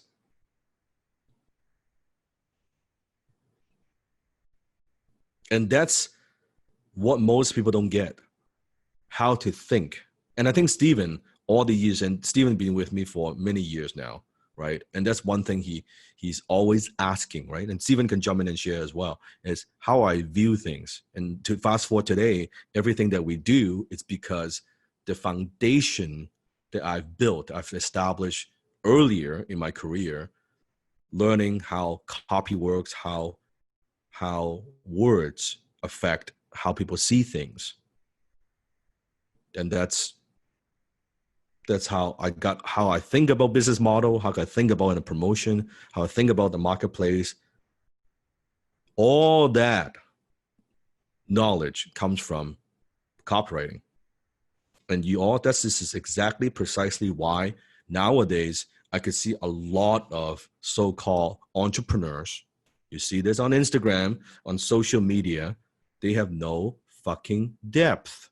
Why do they have no depth? Tell me, why do they have no depth? No, not because they don't have a big idea. No, no. That's exactly it. They don't know copywriting. They have no foundation. They have no foundation. When I say depth, I don't just mean the knowledge. I mean the decision-making process. I could talk with someone, and let's say an entrepreneur that I'm helping, and I could see by asking them a few questions, it tells me the way they approach the business model, their team, their leadership skills, their vision, their weaknesses, their strength. It would tell me a lot, and I would see, there's some gaps. There's some gaps between where they are to where they want to go, and they don't see it. I see it, but they don't see it. Let me ask you a question. How do you know a teacher is good? How do you know a mentor is good? How do you know a Sifu is good? Who knows the answer? You look at their students. Exactly. You're smart. You look at their students. Because are there people who are very good at what they do, but they can't teach? Yes or no? They don't know how to teach, or they just know they're just good, right? It's unconscious competence. So how do you know a teacher is good? You look at the students. Peter, Stephen, Blake, Ed, let me tell you this. All four of them, in fact, any one of them could teach this course. Any one of them. Forget all four of them. One of them could teach this entire program.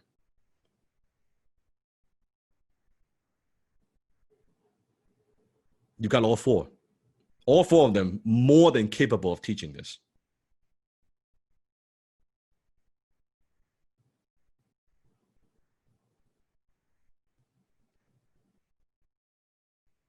Why? Just one thing that I'm good is a whole other thing to make them good and to make you good. No exaggeration. They might not be as funny, but they can do it. But they can do it.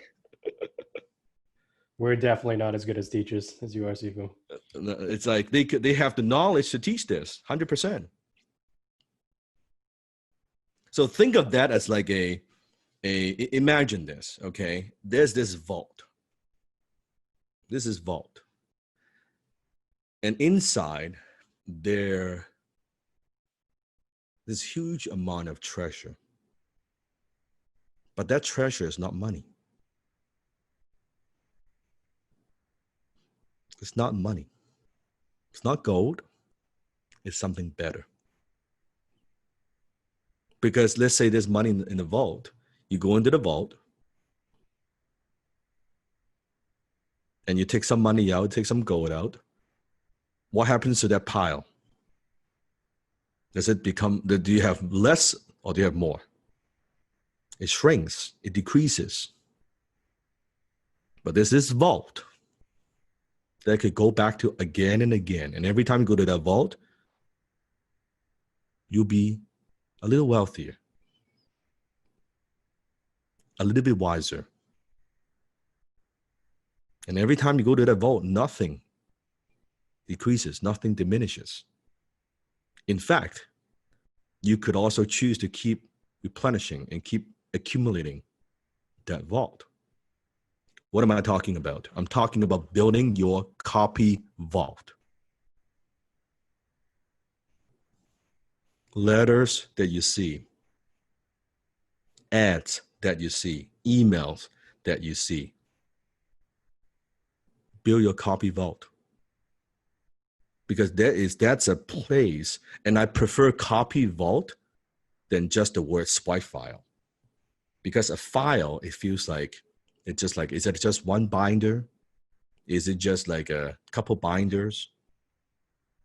But I like the visual of a vault, right? It could be just in a corner of in your room, a little bookshelf. In my case, it would be a big, like my little library. Who likes this idea of having your own copy vault? Now, and you're not going to fill up the vault with all the treasures overnight, but as you are handwriting these letters, you would accumulate them. You add them bit by bit. And Siva's been doing this for many, many years. I've been accumulating wealth in my copy vault for so many. Like I said, I've one binder, right? In my library, one binder, right? Billions and billions of dollars in sales from those letters. And I have a lot of these. Like I have forget what I have virtually. I mean, what I have physically, right?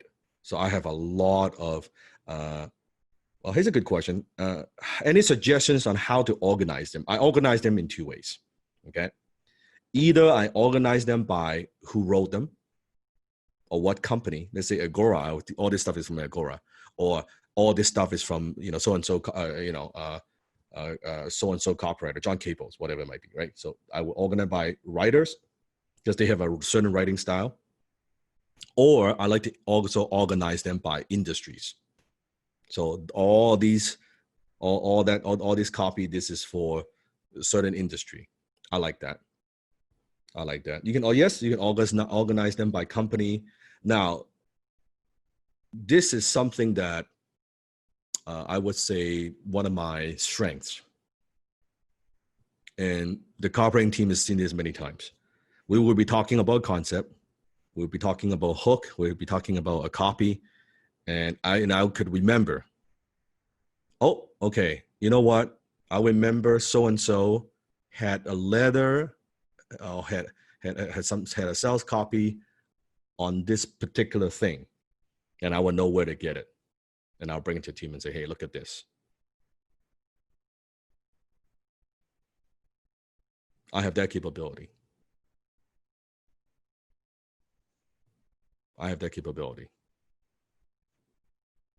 So building your own vault.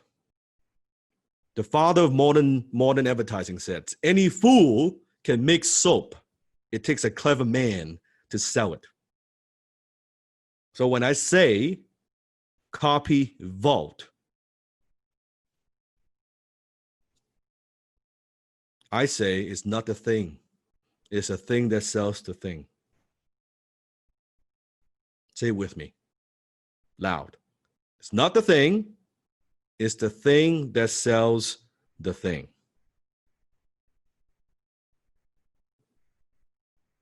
Not the product. It's not the service. As a copywriter, you want to look, you want to study. What is the thing that sells the thing?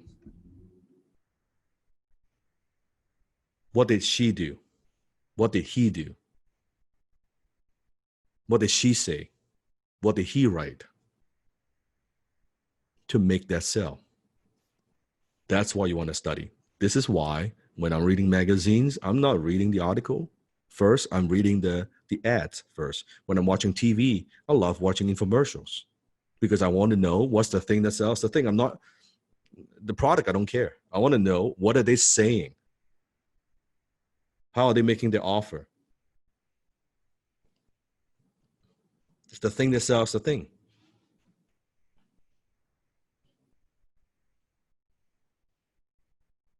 Building your vault. So now what happens? When you get these junk mails, what do? Do you just treat it like how everybody sees it and throw them in trash? In the trash can? Or would you kind of look at them? And the ones that are no good, and you can tell those ones are no good. No, this is a waste of time. But the ones that are good, you're like, this is a very good sales letter. And you save those. If my house is on fire, knock on wood, I will get my passport, all my banking card and all those things. I'll get those things. But definitely, I'm grabbing my swipe file.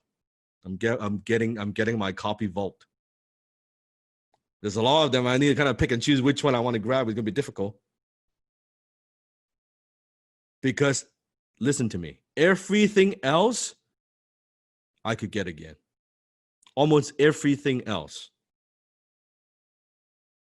I could buy again. Except something that has sentimental value, like, family things, and I'll grab those. But definitely top 3 or 4 items, my swipe file. That would be the first 3, 4 items in my mind. Which binder I need to grab, right? Or Jenny will probably be out the door. She's saving me. She's tough. Right? She's probably grabbing the fire extinguisher already while I'm grabbing the swipe file. So it's not the thing, it's the thing that sells the thing. So for those of you who don't know my story and how I met Alan, would you like to know how I met Alan? So at the time I was struggling, just kind of like what Stephen and Ed was sharing and Peter. And not just struggling financially, but I was lost because I've had many failures in business, 13 to be precise, started and failed 13 businesses. And I was looking for answers. I was looking for solutions. I was looking for a way out. I was looking just for something that would get me out of my situation. And I had the idea of maybe I need someone to help me. I don't know. I needed a mentor, but I just, in my mind, I knew my way wasn't working. And I didn't have all the answers, although I was young, was naive, but I could not. Here's the thing. I could not argue with results. I could not argue with the results. My results were not good. I could say whatever I want. I could say I work hard, I this and that, and I'm diligent and I'm determined. None of that shit matters. My results are not good. So at the time I was because I was looking for different ways to make money and business opportunities, and I would get on all these different lists, right? I want to see what they have, and is this something that I could make money with? And I would be getting these letters from this particular gentleman, and everyone sends different things, but his letters are so different from everybody else, right? It always comes in a plain envelope. Looks like a letter from grandma with live stamps, and sometimes handwritten fonts on the front for the address. And I would open those and I would read and I would look at the letters, and I would be fascinated, because it's always the thing that sells the thing. Is the story, is the words that he was using. And one time I got this letter as an invitation to attend a free workshop. Well, awesome, because I didn't have money. If it's free, it's for me. So I attended the workshop. I registered for the workshop. And I was sitting in the back of the hotel room. Now, at the time, I was getting these letters from a gentleman called Alan Jacks. I was sitting in the back of the hotel room, and there was a man sitting next to me, on my right next to me. I saw his name tag. And says Alan Jacks. Look at the speaker. I look at him. I look at the speaker. I look at him. And I said, no fucking way. There is no way. Like, it can't be, right? So I asked Alan. I said, I was like nervous. So I started, are you Mr. Alan Jacks? I said, yes, I am. And I said, oh my fucking God. And I was jumping up and down. I said, I am a huge fan of your work. I said, I love what you do. And he was, first he was a bit shocked, right? And then he was like, oh, thank you very much. Yes, because at the time, Alan runs a financial education seminar company. And one of the largest back then in Canada. And he said, yeah, we do a lot of education workshops. We do very good workshops. I said, no, not the workshops. I love your letters. I said, in fact, I collect, I store, I save all your letters. I have a binder. I 3-hole punch all these letters and I put them in a little binder.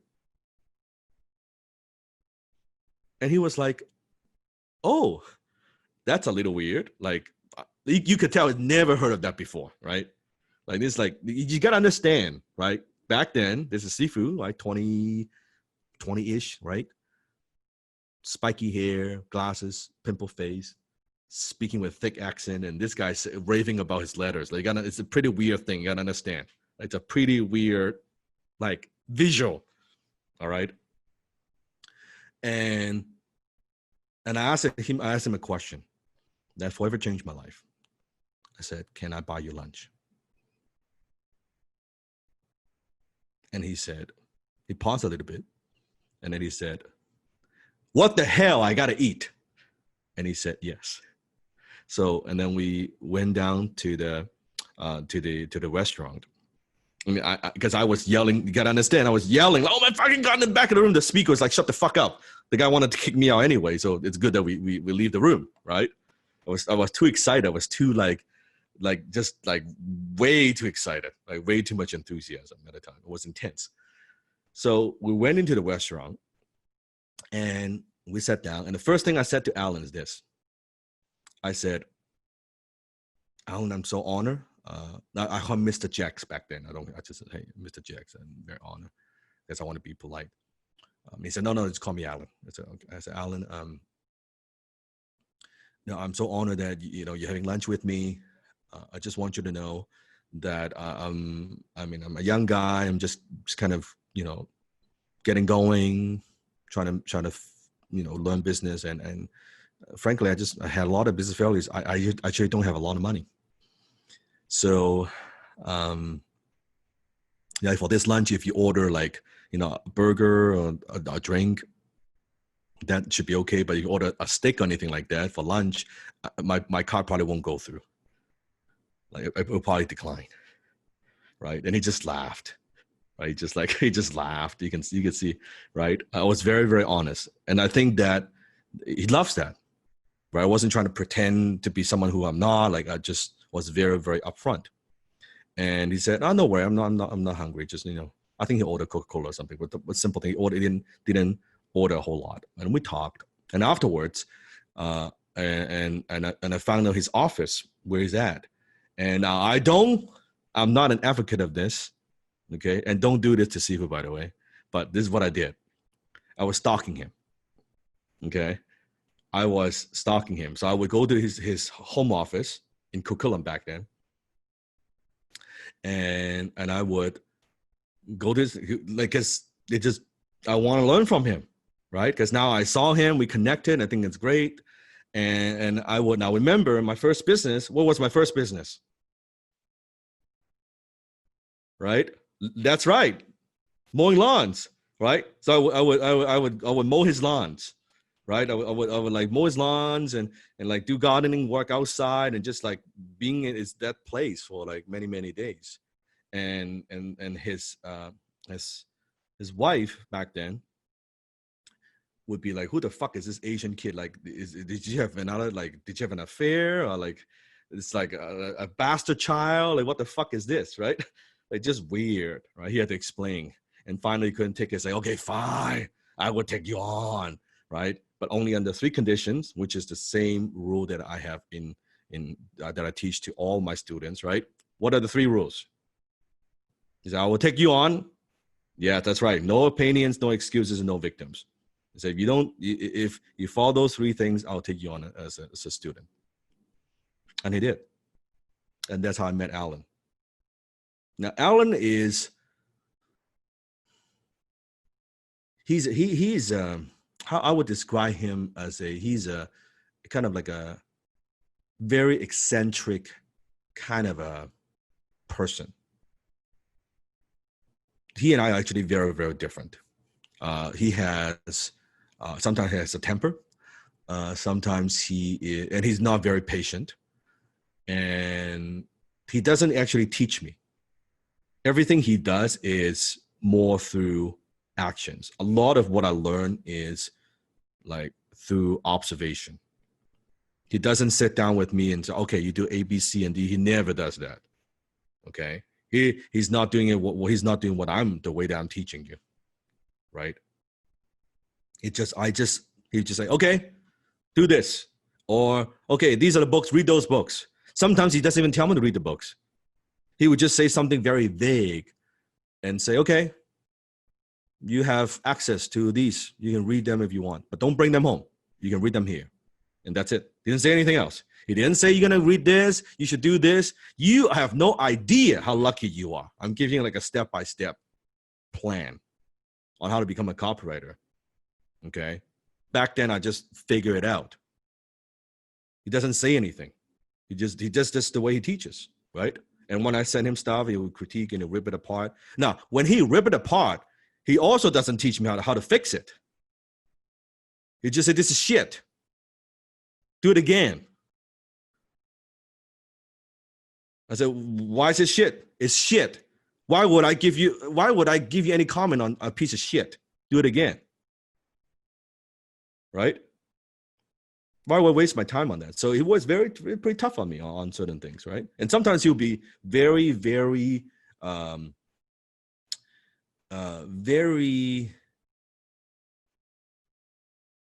he would give me assignments just like that are very unconventional. Just unconventional. I want you to meet with this person. For what? Doesn't matter. Meet with this person. I want you to call this guy. Right? I want you to take this for the post office, right? It's just like all kinds of weird thing. That's been like, yeah, wax on, wax off, and I didn't think too much.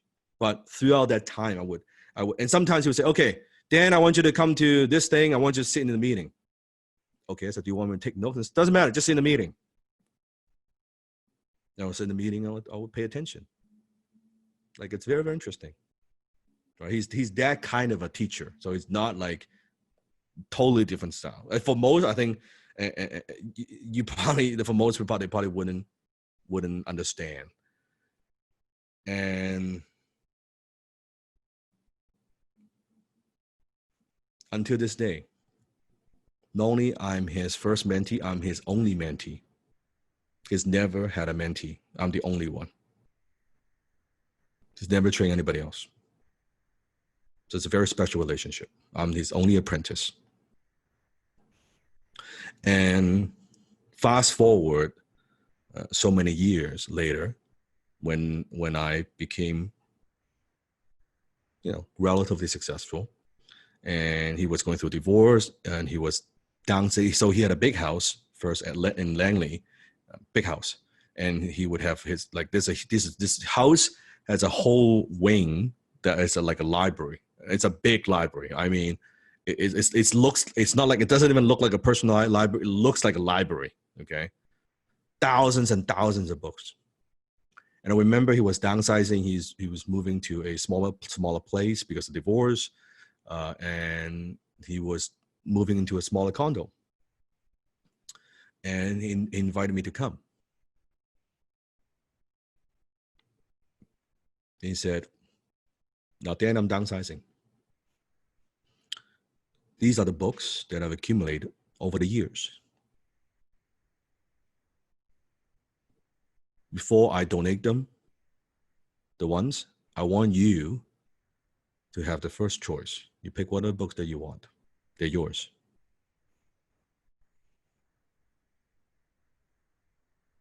And I picked out probably hundreds, maybe 400 or 500 books. Now, let me just explain. You don't understand. Because Alan values his books more than anything else over the years. I know. That is his most valuable possession. He values his books more than money. He values his books more than anything. Like that's his treasure. He didn't say anything, but I knew what that means. I was very touched. I was very, very touched. Because he just asked me, and he doesn't make a big deal out of it. He doesn't say, oh, this is the most, he just, no, you pick whatever books you want before doing it. Some I'm going to throw away anyway, but you pick.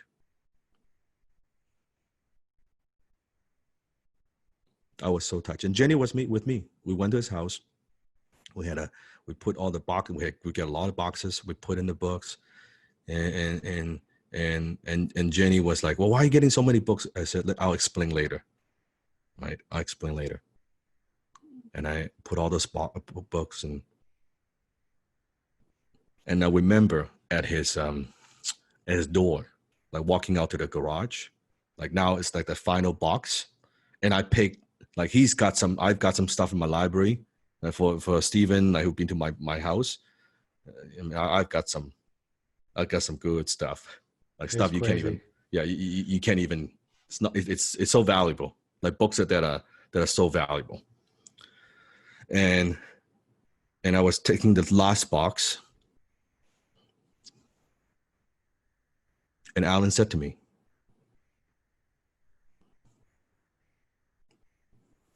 "These books are yours.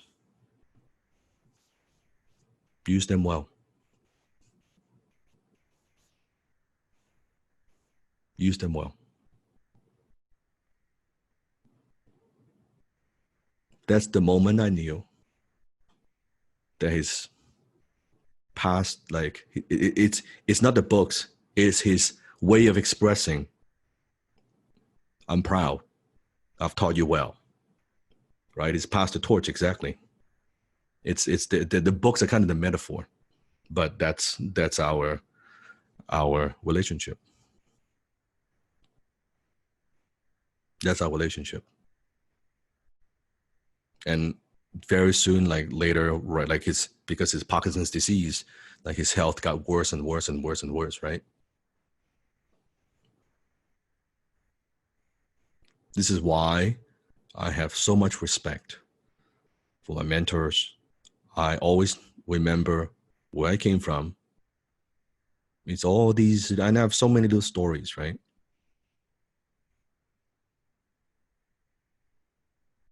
And I take on that responsibility, that how one good mentor who believes in you more than you believe in yourself, how one person could change your life. How one person changed my life. Not even people say, oh, he changed my life. No, I'm not. He changed my life. He gave me the skill of copywriting. He taught me the habits of reading books, building my copy vault. He taught me how to think.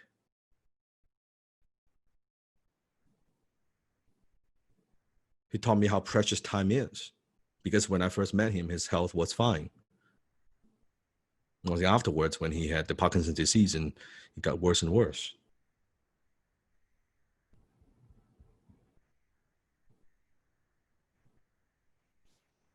Every great copywriter has a swipe file. They have a copy vault. The legends have it. 6-7-figure copywriters, they have it.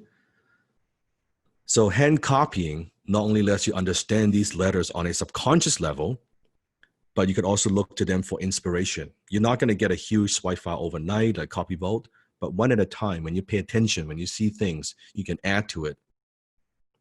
So when you're stuck, when you have writer's block,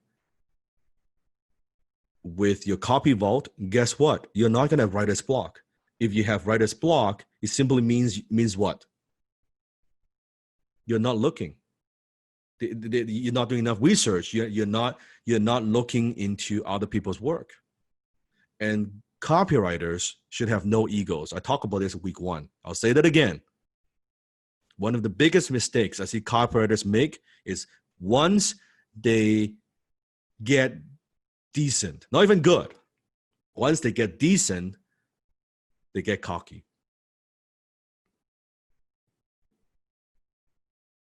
Because everybody else sucks. Everybody has no clue how marketing works, how copywriting works, how human psychology works. So you let's say everybody is like a -10, even if you're a 2, you feel like, oh my God, I'm so much better. I have so much more knowledge compared to everybody else. Especially when you're learning, that learning curve is, at first you're going through hell, But if you stay with it, you stay on course, and you are dedicated, you will see tremendous improvement in the next 7 weeks. And you see the biggest improvement probably in the first year. Like year one, from not knowing anything, zero, right? How many of you don't know anything about copywriting before coming in? Zero. So from not knowing anything to knowing something, like even just something, you feel like, oh my goodness, this is great, this is crazy. And you stay the first year from like terrible to average, and you will see that improvement.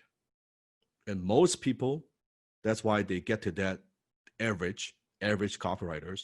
That's when they like, oh, I'm good, because they haven't seen a lot. They haven't done a lot yet.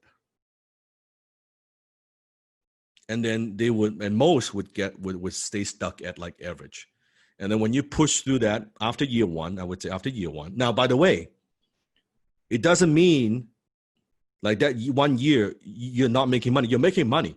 I'm talking about from a skill perspective. Okay? From a skill perspective. So the second year, you usually would plateau. You're making money right away. So think about a maybe, let's say, music instrument or sports that you play, that you know how to do, that maybe you've been doing it for a few years. Think back when you first don't know anything about, let's say, guitar, pianos, basketball, skateboard, whatever it is, right? You don't remember, like at first you don't know anything. When you kind of learn it and focus, the first year, you see a tremendous amount of improvement, right? Remember that? Yeah, making cakes, yeah, anything, right? The first year, like, yeah, from not knowing anything to like, oh, I'm pretty good, right? You feel pretty good about yourself. And then what happens usually afterwards, you hit a plateau. And most people, they either stay stuck during that time or they give up, for some, right? Either give up or they stay stuck. And then it was so difficult to get to that from average to good. From average to good. Very, very hard. Very, very hard.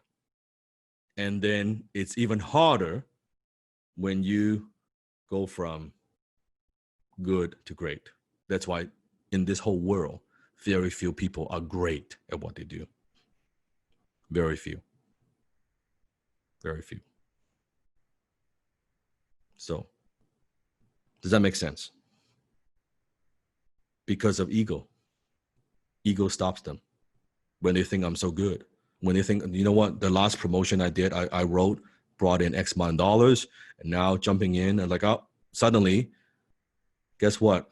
Get a little complacent, a little lazier, do a little less research, little bit less thinking time.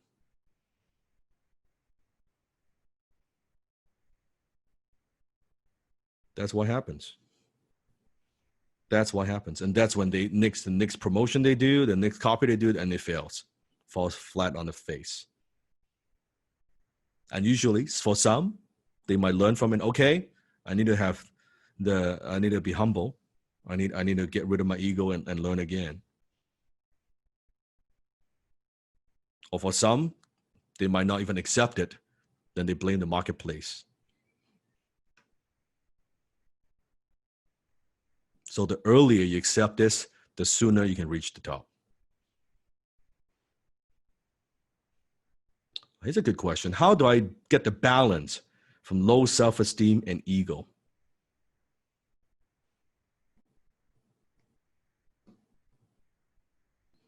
Ego is when you're no good and you think and you believe and you tell other people you're good. Self-esteem is you know you're good. And your action speaks louder than words. And everybody knows you're good. But you still have that beginner mentality. This is why I said last week, remember? See if we're just getting started. I'm a beginner. I am getting started. Do you understand? I'm not at the end of my journey. I'm in the beginning of my journey. That's the mentality that I have. And that gives me an edge.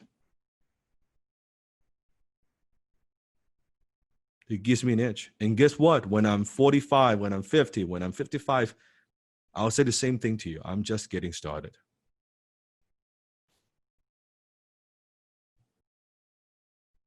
I'm just getting started.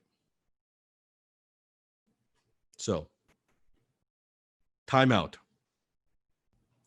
Secret number one, the entire secret number one that I've just taught you, I have used high income copywriting skill.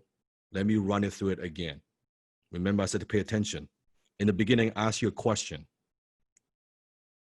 What's in it for them? Number two, I use comparison. Role play equals hand copy. I gave you 5 benefits, stacking them on.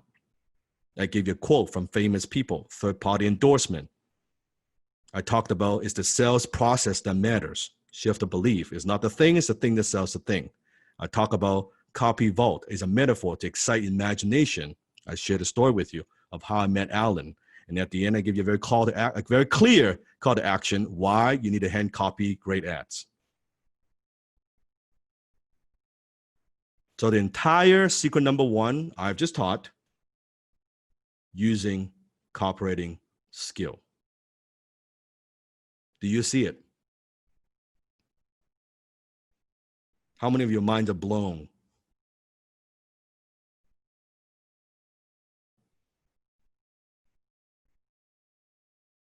So think back what I've just taught.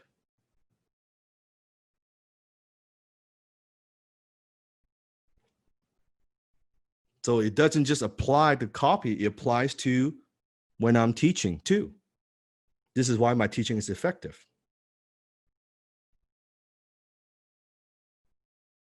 This is why. We are 2 hours in. We on secret number one. We got 6 more secrets to go. Let's take a quick 3-minute break.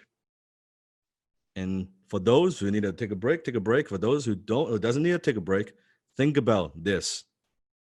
What I've just shared with you. 3 minutes.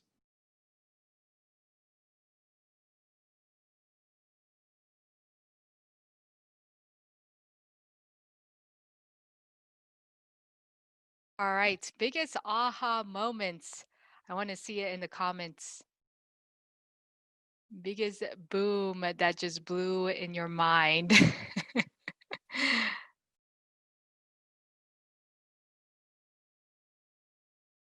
So many. Yes, I agree. Getting coffee, good idea. Always learning. The power of process. I like that. The power of process. And no ego. Copy is not limited to just printing, writing, or advertising or marketing. Staying humble is the key.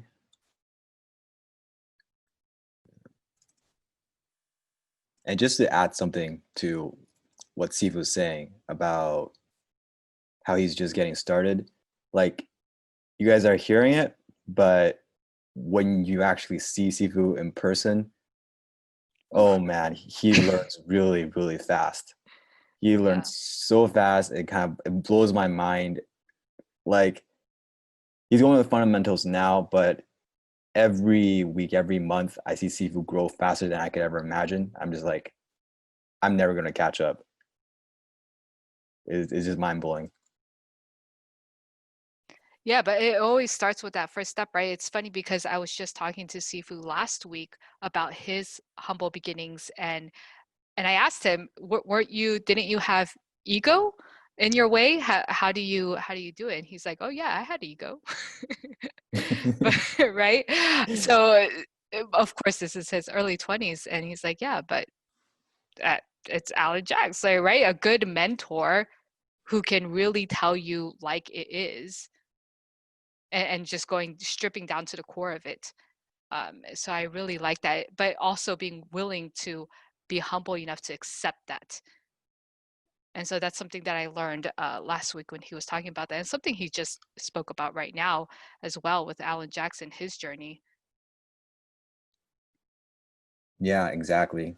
And when you guys hand in your assignments and ads, remember, we're trying to make you guys the best you can be. So sometimes our feedback might not be pleasant. It might not be nice or what you need to hear, but it will help you guys become better copywriters. And that's the result we're going for. That's good. Yeah. Do we want nice, or do we, yes, tough love? Do we want results? I mean, we're really here to learn. So you guys want the truth? I would say thank you. You can't handle the truth.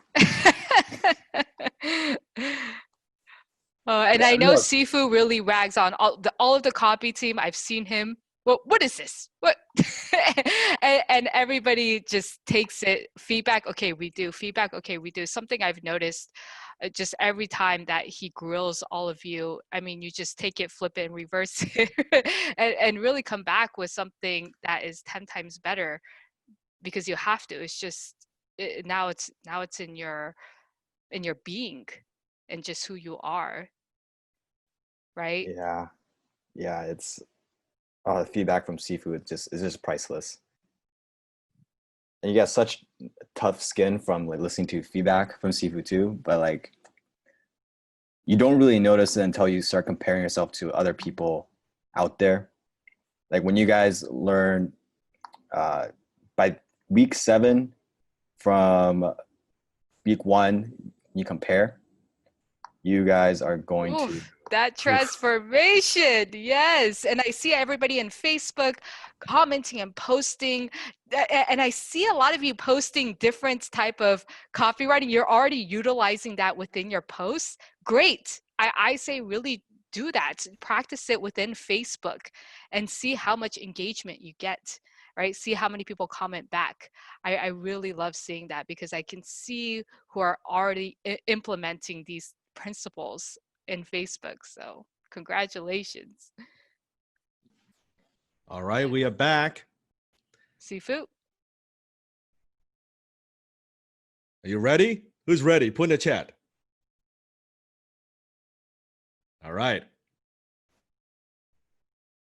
Sales psychology secret number 2. Say with me, write the way you talk. Write the way you talk. What do you do? Write the way you talk. To make 6 figures, that's XIC, as a high-income copywriter, you do not need to be a master of the English language. If that was the case, I wouldn't be able to do what I do. I still make grammatical errors. It doesn't matter. You don't need to be able to rattle off the rules of grammar. By the way, I don't know. I forgot. Like I learned them when I was in high school and college. I forgot what those rules are. It doesn't matter. You don't need a college degree or a license. Because my team, same thing. They don't need a license to be a copywriter. All you need to be able to produce is results. Pretty much. Just fucking forget all the rules that your English teacher, like, see, here's a fucking typo. Your English teacher told you to keep. Doesn't matter. It doesn't matter. Do you understand? I remember there was a piece of copy with Alan, and he was mailing that copy to promote a free workshop. And I noticed there are some like typos, like pretty big typos, by the way. And I said, well, Alan, do you want to change it? And he said, you know what he said? He said, why change success? It fucking works. Maybe it's the grammatical errors that hooks people in and it keeps their attention. They're thinking about this. Why do you want to fucking change it? Right? That's it. I was like, well, that's actually, it makes a lot of sense.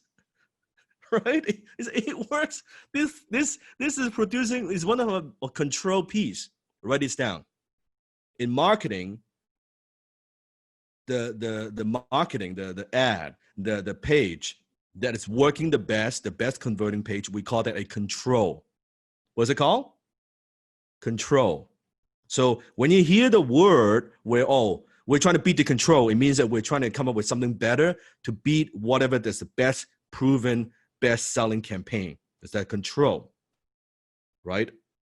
Control. Break all the rules. You don't need it. Here's what you do need. You need to know the HIC methodology for writing hard-hitting focused copy. You need to have an understanding for structuring your offer, your pitch. You need to understand that. That's very, very key. In which I'm going to teach all of that. You'll learn those simple secrets in this course. As a copywriter, one of the keys, keep things simple. Keep things simple.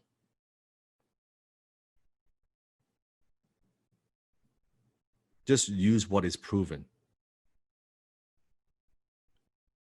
And it doesn't matter if you're selling to a fractional jet owner, you're selling a jet, you're selling a highly sophisticated Fortune 500 CEOs, a blue-collar worker, a high school dropped out.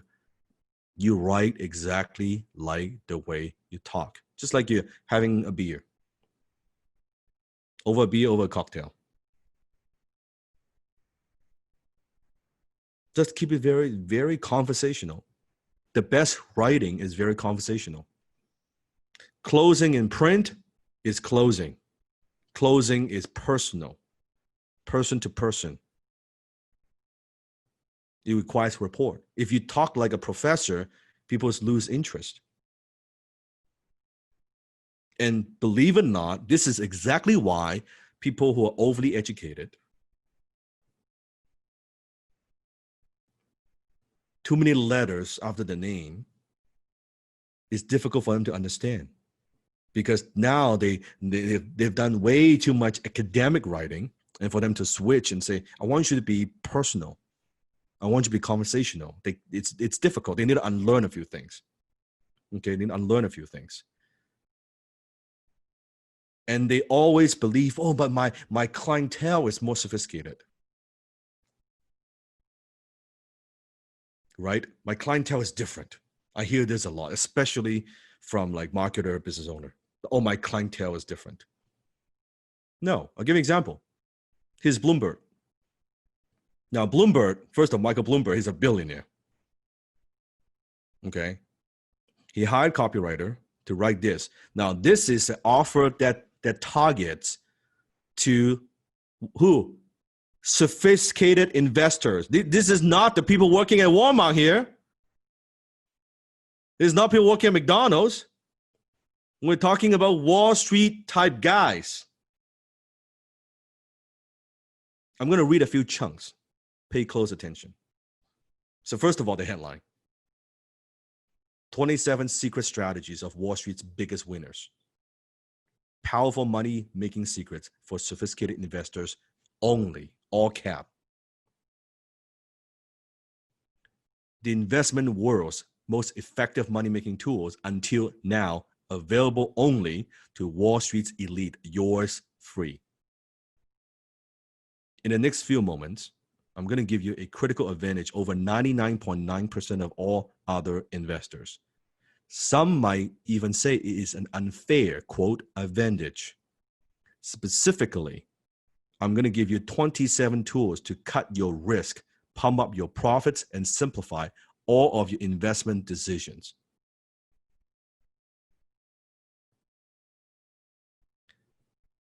Can you see how conversational that is?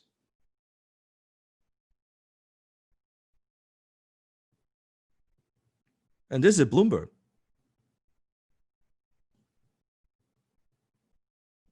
Very, very simple language.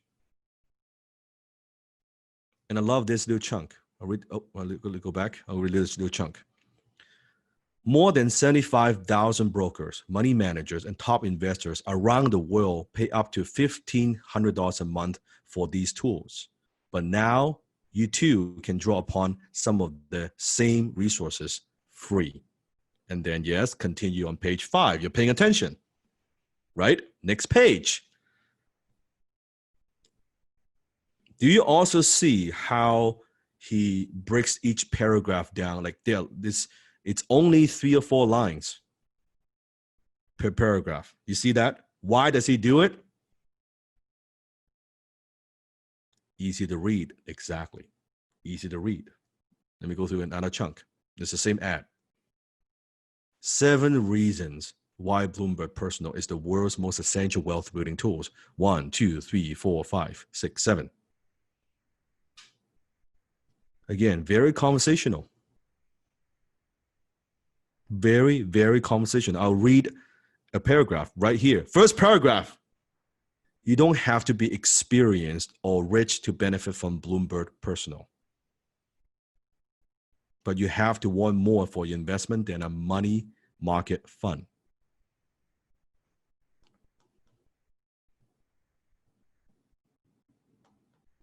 What did Seafood just talk to you about? Secret number 2, right the way you talk. I said you don't need a master. You don't need a degree. You don't need to understand the rules of grammar. When you're communicating, it's very, very powerful when you tell the reader what they don't need.